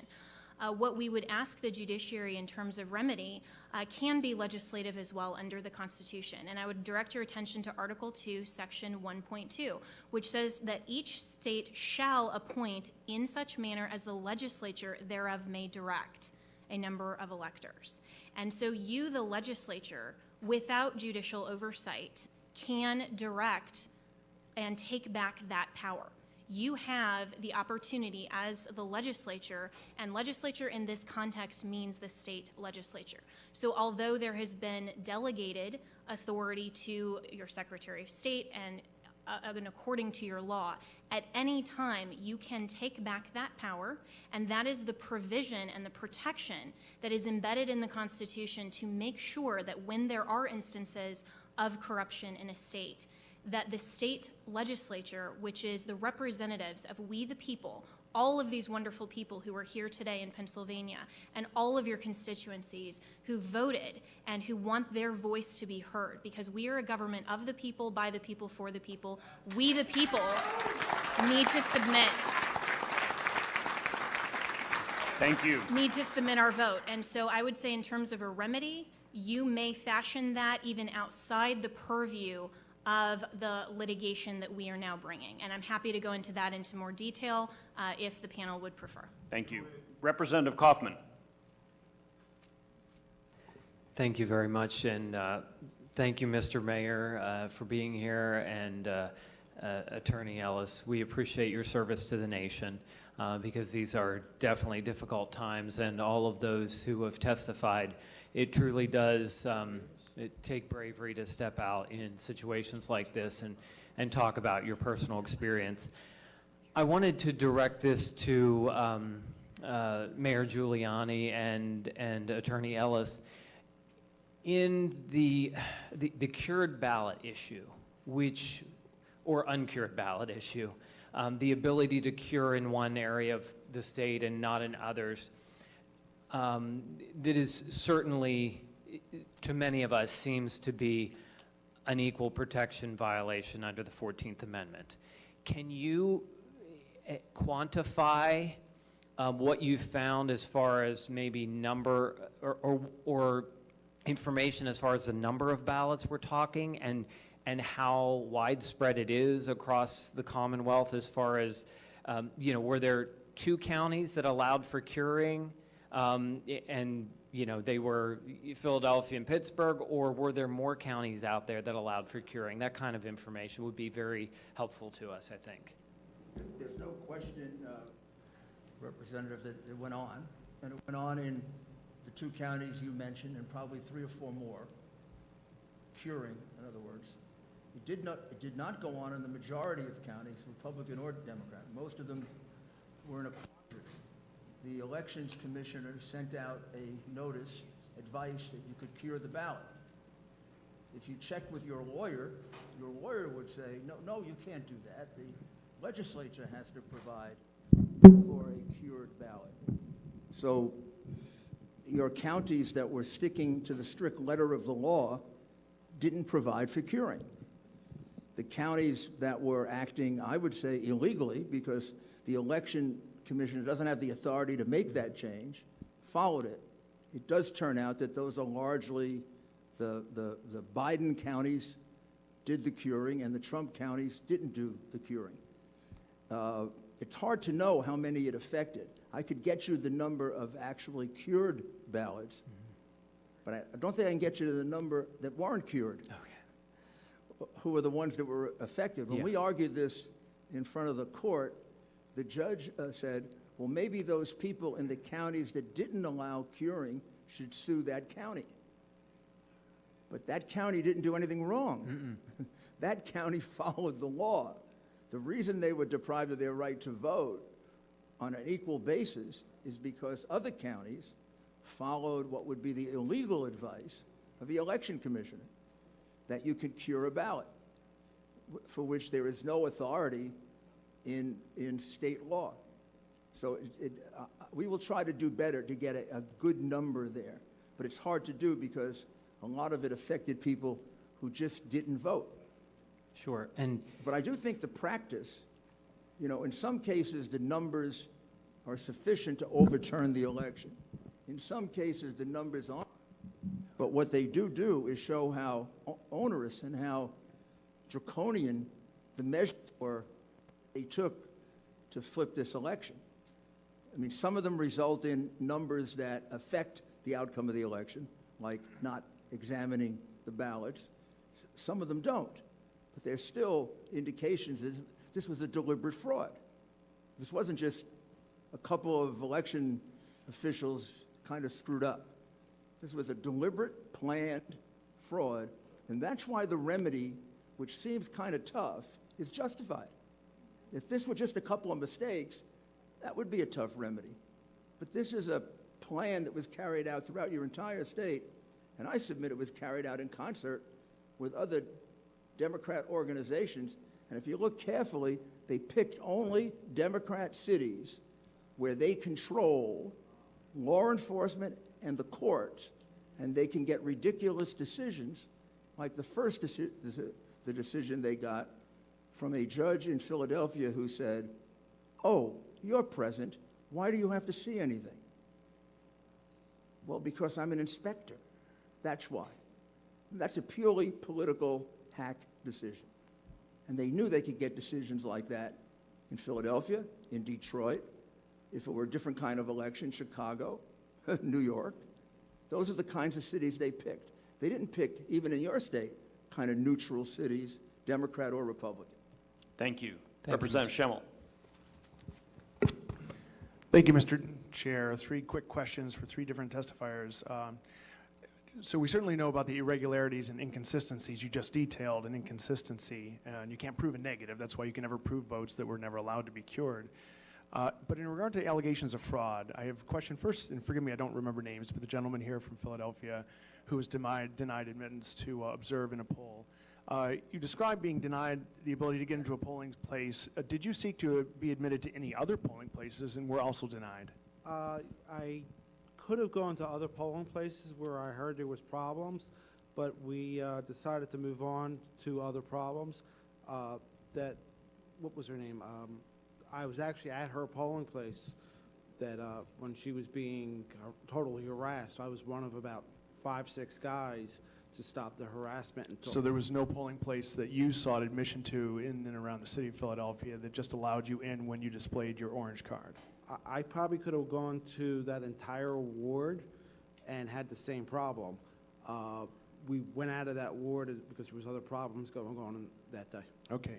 Next question for a gentleman next to you, from the attorney from Florida. You were observing polls and the processes in the city of Pittsburgh. I believe that you described being kept away from being able to observe the tabulators and so forth. That was a problem we certainly saw in other places in the city of Philadelphia. When you were eventually allowed to get closer, where perhaps you could see the ballots and the votes, did you observe anything different about the behavior of the tabulators? Did their behavior change? Did their methodologies change? Anything to lead you to think that they were conducting the process one way when you weren't observing, and a different way when you were? In the first instance, we were never really able to get, there was only one element of the process where we were able to actually get reasonably close to see what a tabulator was doing, and that was with overseas and military ballots. When overseas and military ballots come in, they come in a different format that's not readable by the machines, and so there's a individual that takes the ballot and then keys in the votes for the voters. And of that group, we could see about 3 or 4 of those people doing that transposition of those ballots. Beyond that, and that was for a very short period of time on actually Friday evening, Friday after the election, they were beginning to tabulate overseas and military ballots. With that singular exception, we couldn't actually see any ballot at that particular moment that you ask about. There was no opportunity to ever really see any ballot other than that situation. And there was one worker that was within, I don't know, 8 or 10 feet of us at the edge. And we did, in fact, see him do 35 Biden military ballots all in a row, which we found to be kind of curious. But it did not, what he was doing did equate with the papers that he had in front of him. Okay, thanks. And my final question for Mr. Giuliani. You've alleged fraud within our voting system, and we've heard a lot of anecdotal evidence we have as representatives and senators, and you've presented a good deal today. But amongst the affidavits you have, do you have any affidavits from anyone who is could be qualified as a whistleblower, who actually was part of the fraud and is now willing to testify as to the fraud? Yes, we do. We have, I believe, I have to check this, but I believe sometimes I get the states a little confused. But I believe there are 3 that would need a subpoena to protect themselves in order to testify.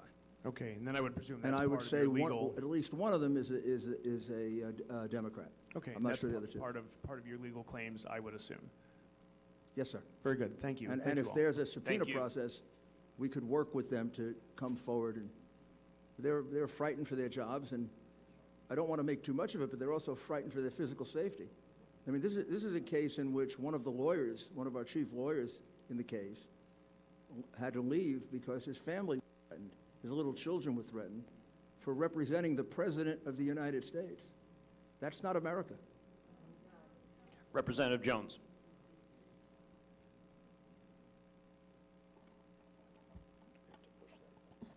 Can you hear me? Okay, great. Thank you, Mr. Chairman. I appreciate it. Thanks to everyone who testified. I do have a question, but a couple just comments to sort of get on the record.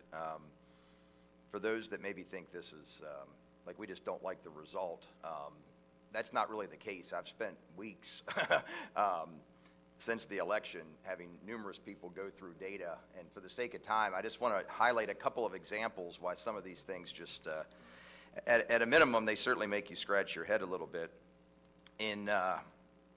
One thing is voter registration trends that I've gone back, we went back to 2004 and all of the presidential elections, and pretty much without exception, the registration trends in a given county are a pretty good indicator of how the votes would go.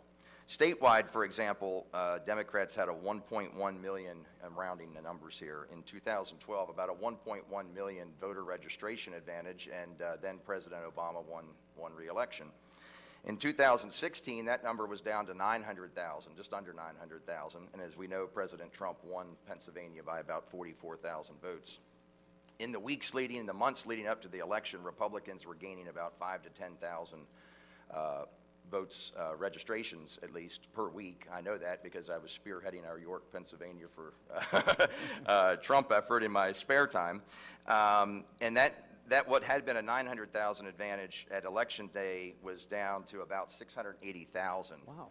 That's a couple 100,000, almost all of which occurred in the 6 months or so leading up to the election, yet the president loses by 90,000 votes. Not impossible, just want to get it out there. Let's drill down a little further. My home county of York County, which netted more votes for the president than any other in 2016, we had a 13,000 increase in Republican registrations. Democrats dropped 1,000, Republicans increased 12,000, yet the president's margin of victory decreased by 2,000.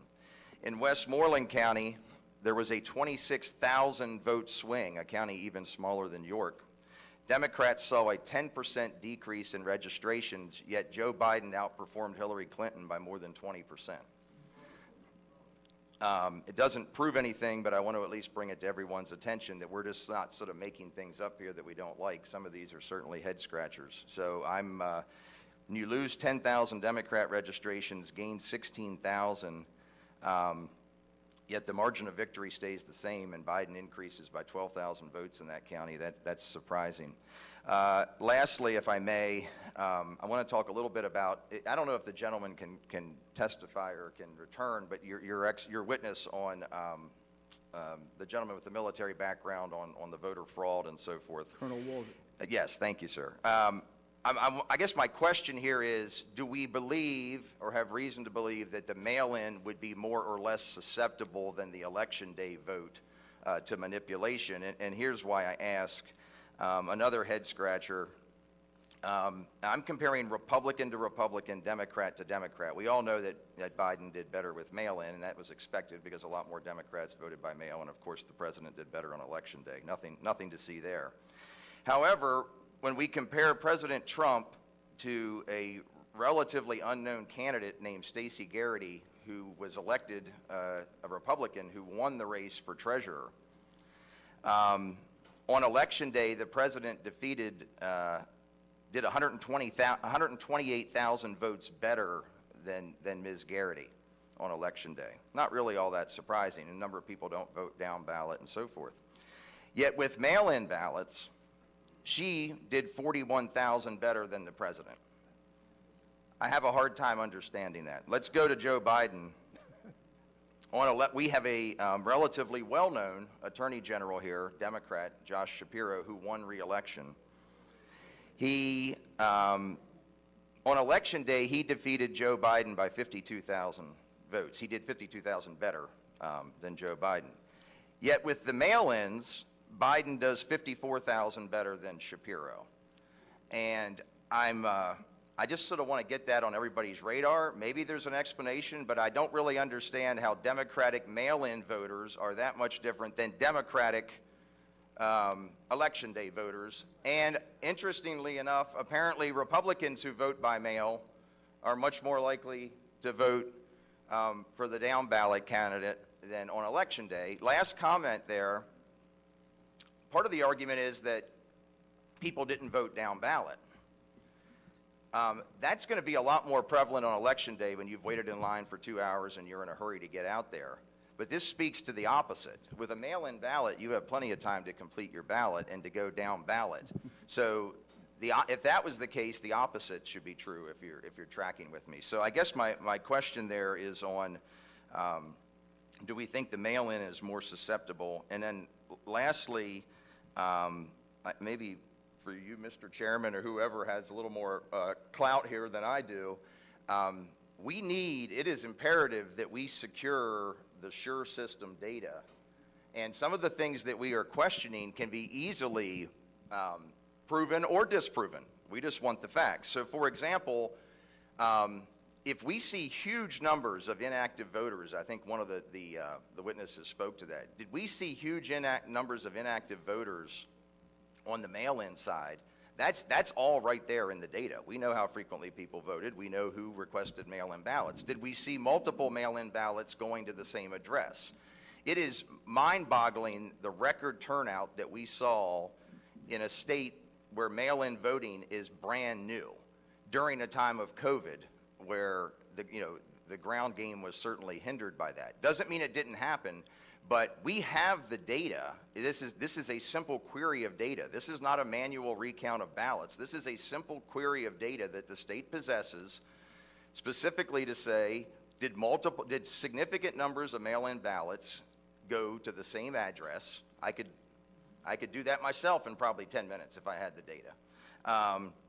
And do we see large numbers of inactive voters coming out for a candidate who had very little enthusiasm? And maybe it all happened, but we don't have to speculate. The data is there, and I would suggest we have a look at that. So I apologize. Thank you for humoring me with that. It's just a topic we hadn't touched on very much. I wanted to throw some examples out, and I am curious if you feel the mail-in is more susceptible or less susceptible than the in-person voting. Representative Jones, the user's manual for specifically the Dominion and the ES&S suites, they do allow the administrator to batch process mail-in votes.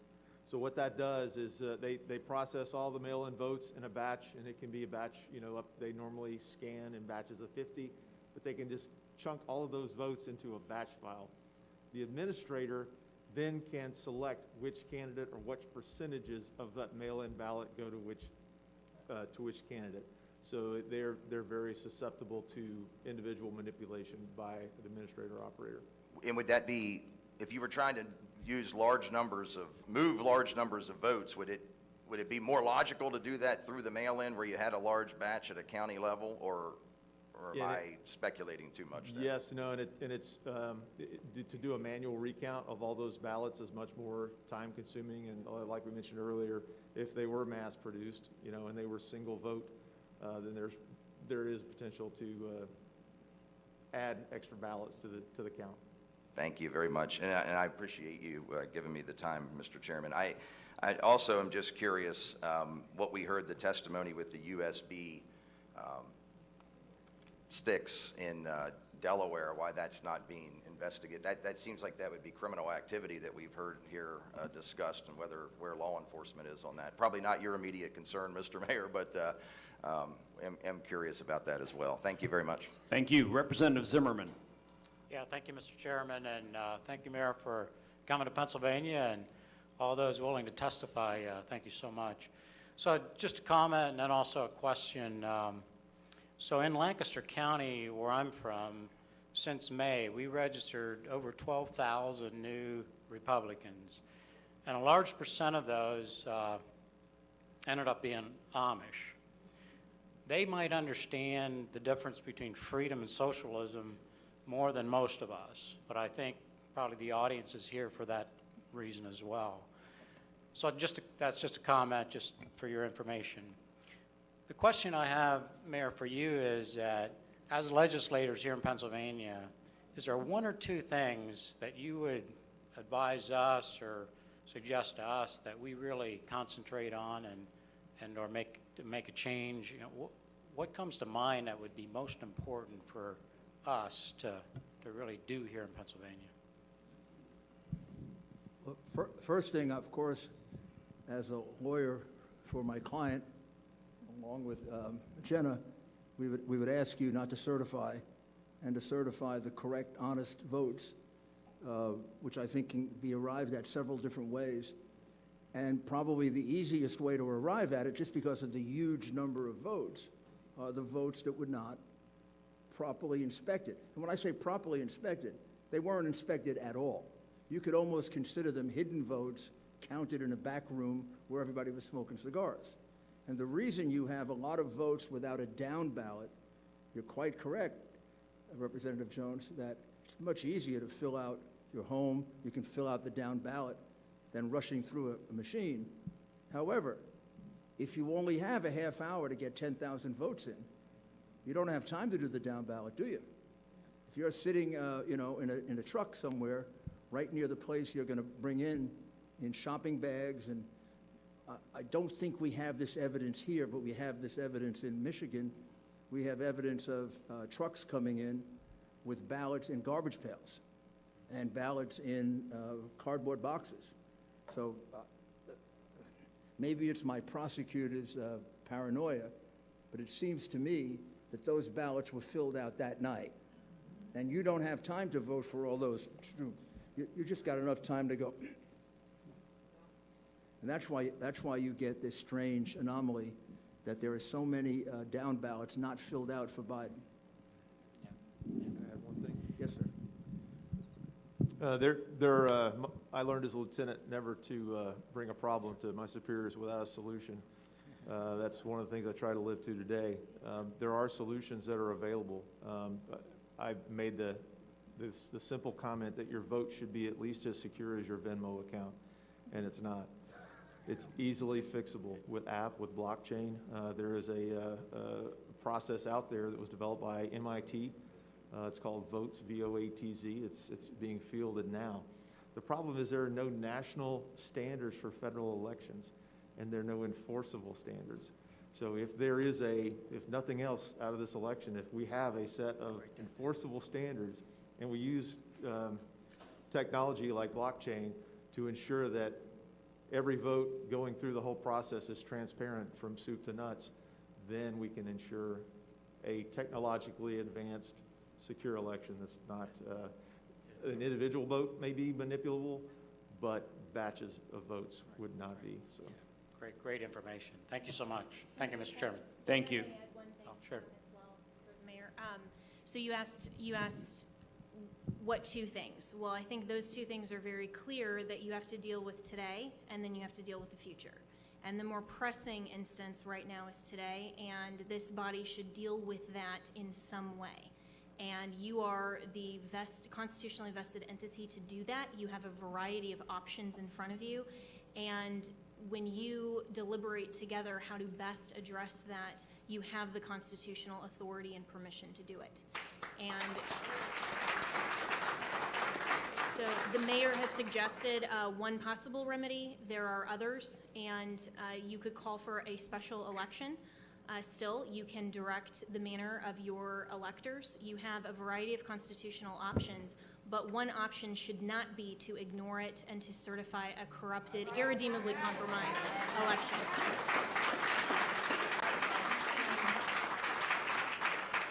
So we would ask that you deal with that today, and then for the future, look at all of these things that you've raised. Look at all of the voting machines. Look at all of these people who are interfering, really. You have an executive office and branch that is runaway.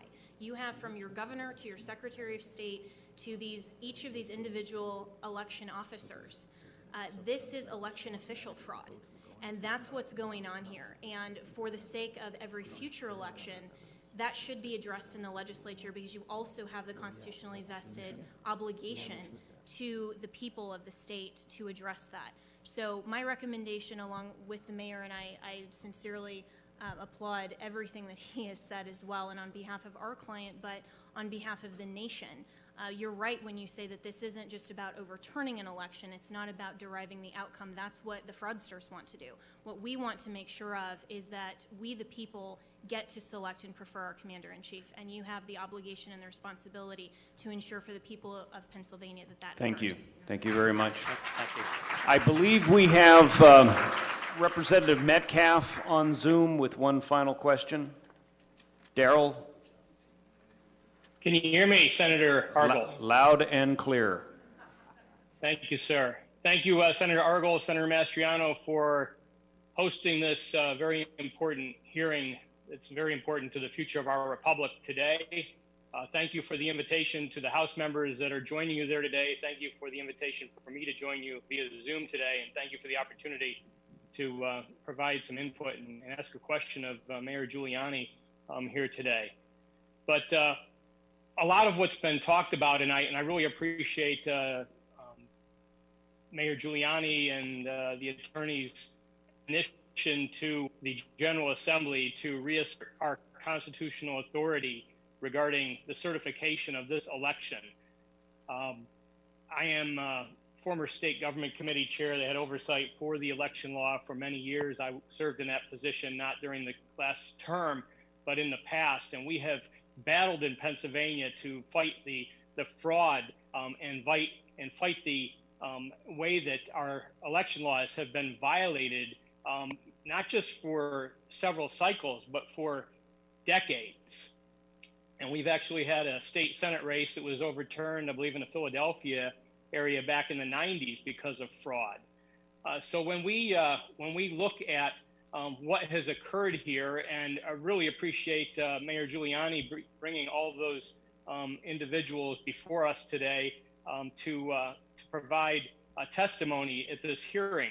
And I think even more important, I hope that we get a chance to see that their testimony was heard in a court of law where a just ruling is found to protect every legal vote that was cast here in this election in November, and to discard all those votes that were not legally cast. And I think as we've been overwhelmed, as was mentioned by the senators at the beginning of this meeting, that as we came through Election Day, and prior up to that, we'd had 3.5 million people filing for unemployment because of the unconstitutional dictates of Wolf to shut down businesses and stop people from going to work in Pennsylvania.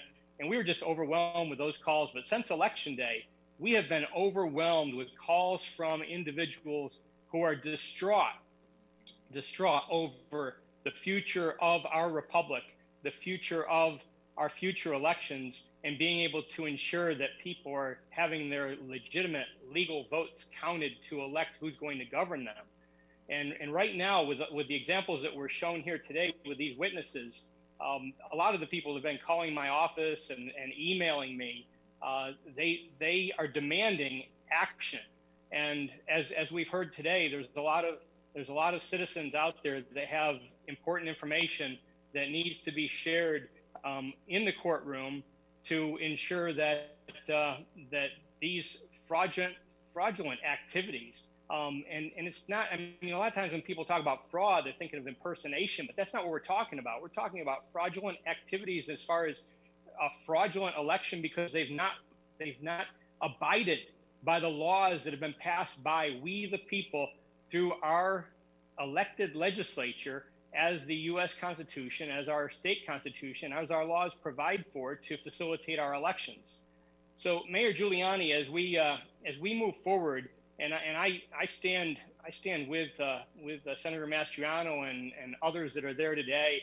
I actually sent an email out while I was listening to some of the testimony today given at the hearing to the whole Republican caucus in the Pennsylvania House to encourage them to sign on and listen to what was happening today with this information that I think they all need to hear and that every Pennsylvanian, every American needs to hear.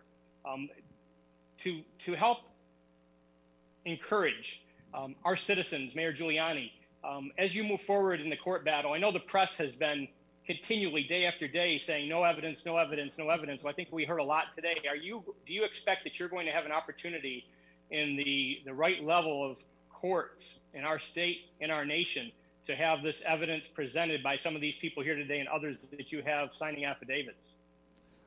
Yes, I am. I'm certain that there will be a court decision that will allow us to present our evidence. The case in Pennsylvania was dismissed on a motion to dismiss, in which the judge made factual findings against us, basically saying he thought our claims were absurd. Of course, he has no right to do that on a motion to dismiss.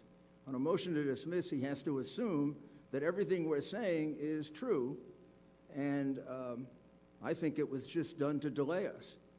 And I can't imagine a judge giving a correct decision here that wouldn't at least allow us to have a factual hearing. And the reason we came to you and some of the other state legislators is because I believe that we're being denied our right to a hearing by the courts. But then again, you do have responsibilities equal, if not superior to the courts, to oversee these elections. So we've made similar requests to the legislatures in Michigan, Arizona, and Georgia, and we're very hopeful that next week we'll get to present to them as we also press for a hearing in court.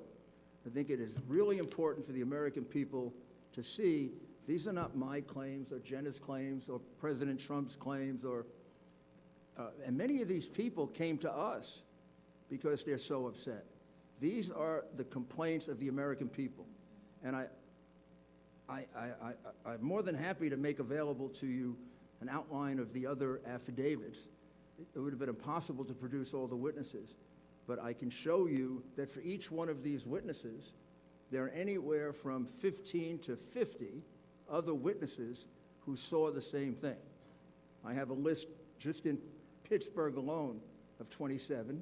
I have a list in Philadelphia of 32. I have a list of about 40 witnesses on cure. Even though the numbers aren't ascertainable, there's still a lot. None of the things we're saying to you are just arguments. This is evidence. I keep explaining to people, affidavits are the best evidence you can have until somebody actually gets into court and swears. And Thank you. Our evidence is under oath. Their claims are just claims. We have one additional question online from Representative. Thank you, sir. Thank you, Darrell. From Representative Kiefer. Thank you, Senator Argel. Thank you, Senator Argel. Thank you, Mayor Giuliani. Representative Don Kiefer. Thank you.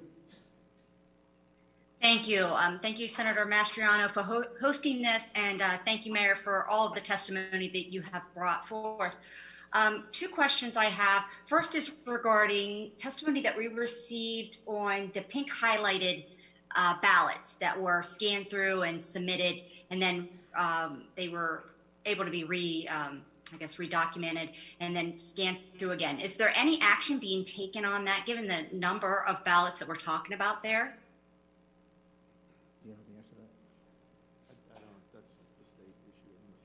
I'm not sure I know the answer to that, but I'll get it for you. Okay. That's not something we ran And- down.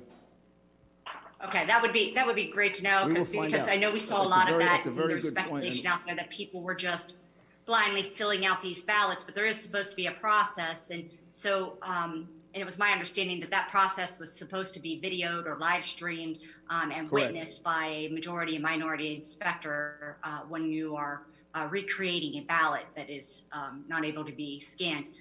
So that would be good to know. And the second thing is, Attorney Ellis, you had made a comment regarding what our constitutional ability is, and so while we understand what the Constitution does say, as far as us taking responsibility and, we could intervene in certain sectors, while the Constitution gave us that ability, it's been explained to us by attorneys that we took that power that was given to us as General Assembly members and we put it into statute. And that statute says, how we appoint our electors and how we certify the elections. It's all spelled out in our Pennsylvania Code based upon the power that we have from the Constitution.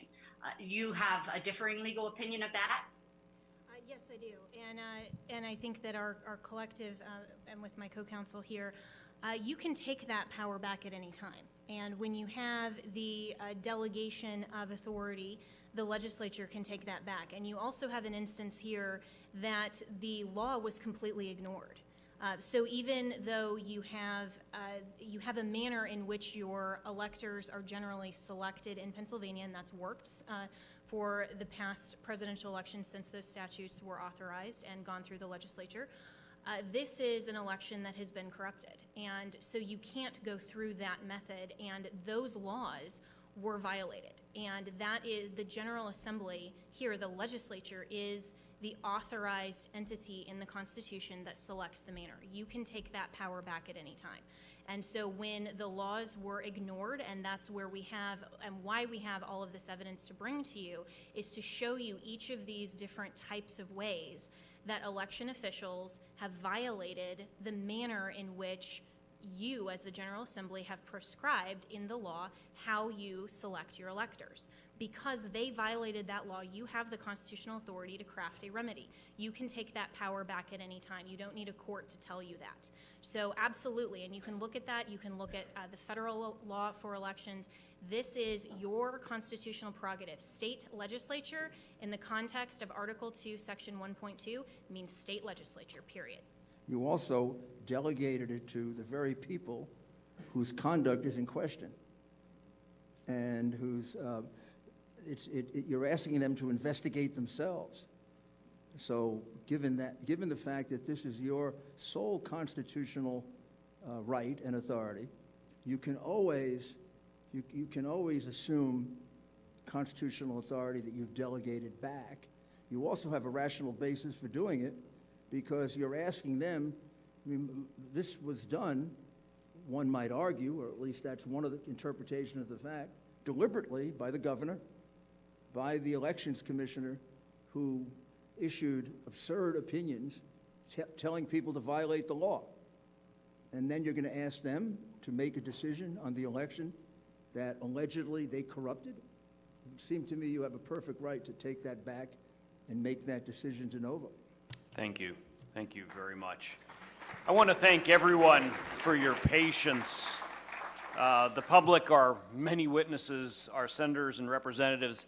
As you've seen today, this COVID pandemic has made holding a public hearing a little bit more challenging than usual, but we have still received an enormous amount of information today, information that we will share with every one of our members. There is no doubt in my mind that we will pass legislation in the House and the Senate based on what we have learned today. I also want to thank Senator Mastriano.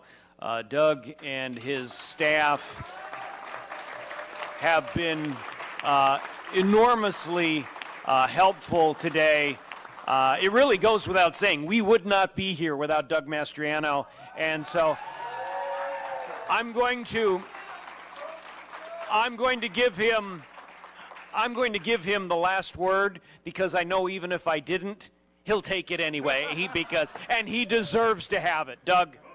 I love you, Senator Argyle. Thank you for being willing to use your committee to do this hearing. So we pulled the trigger yesterday morning around 9 a.m., and look what happened here. And as Jesus said, you shall know the truth, and the truth shall set you free. Guess what? Guess what? The truth's out there. Media, you should have found these witnesses. You need to do your job. Now you see them out here. Do your job.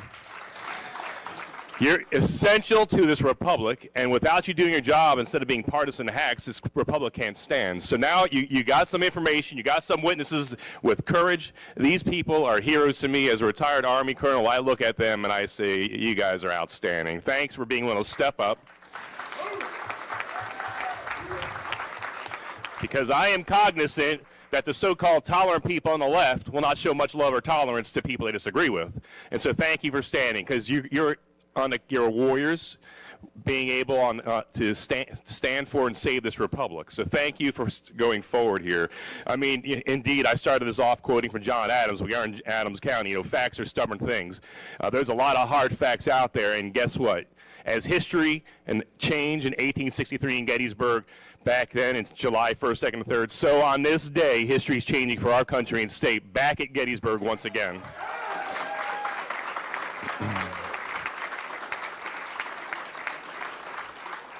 I mean, I don't even know how this happened in America. We could send 50 years ago, you know, men to the moon, but we can't have a safe, secure election in Philadelphia and Pennsylvania. What's going on here? It's got to be by design, because we have the technology, we have stealth aircraft that are the envy of the world, but we can't run an election better than Afghanistan.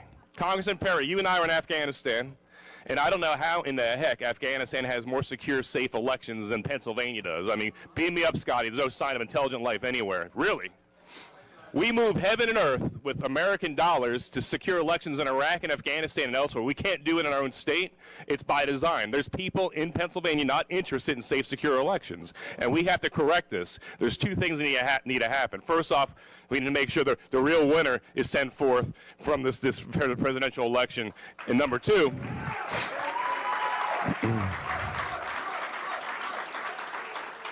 we need to fix this. This doesn't happen ever again. You know, I can't believe we're having this conversation here in Pennsylvania. You know, this is the kind of stuff I hear about that goes on in Belarus under Lukashenko, or in Russia under Putin, under Saddam Hussein's Iraq. Really? Here in our state? I mean, this is disgusting to me. You know, I watched when I was doing strategy in Russia, you know, Putin's people stuffing ballot boxes. The same thing that happened in Pennsylvania. When I saw that 15, 20 years ago, I was like, well, thank God we're not like that. What happened?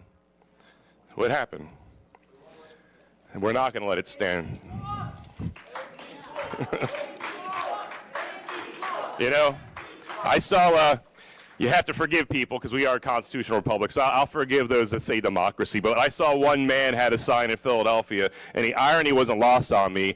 Democracy dies in Philadelphia. Can you imagine the irony of that? You know, where the light of liberty was lit in 1776, it transformed this world, where in this very same state, a new birth of freedom. And then, of course, let's not forget 2001, Todd Beamer, let's roll. You know what? It's our time to roll. This is no time. You know, democracy can die in darkness, in dark rooms with no transparency and accountability. We're shining light on this darkness here. We're going to take our state back. We're not standing aside in this hour.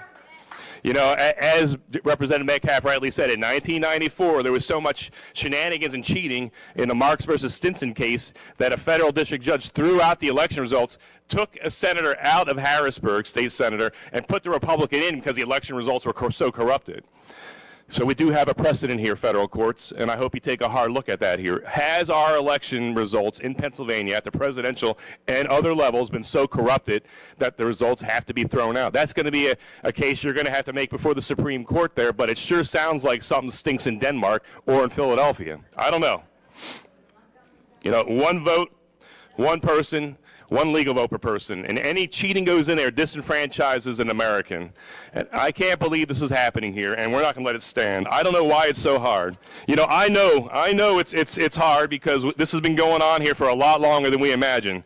But in Galatians 6:9, we're told by St. Paul, grow not weary doing good, because in due time you'll reap your harvest. We're going to reap our harvest.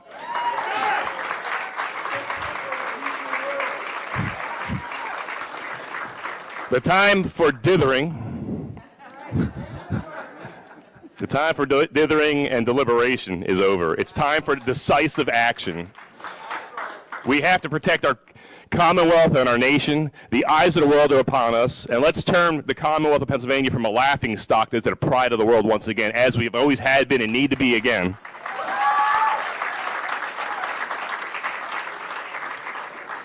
This is our day, this is our hour, this is our time.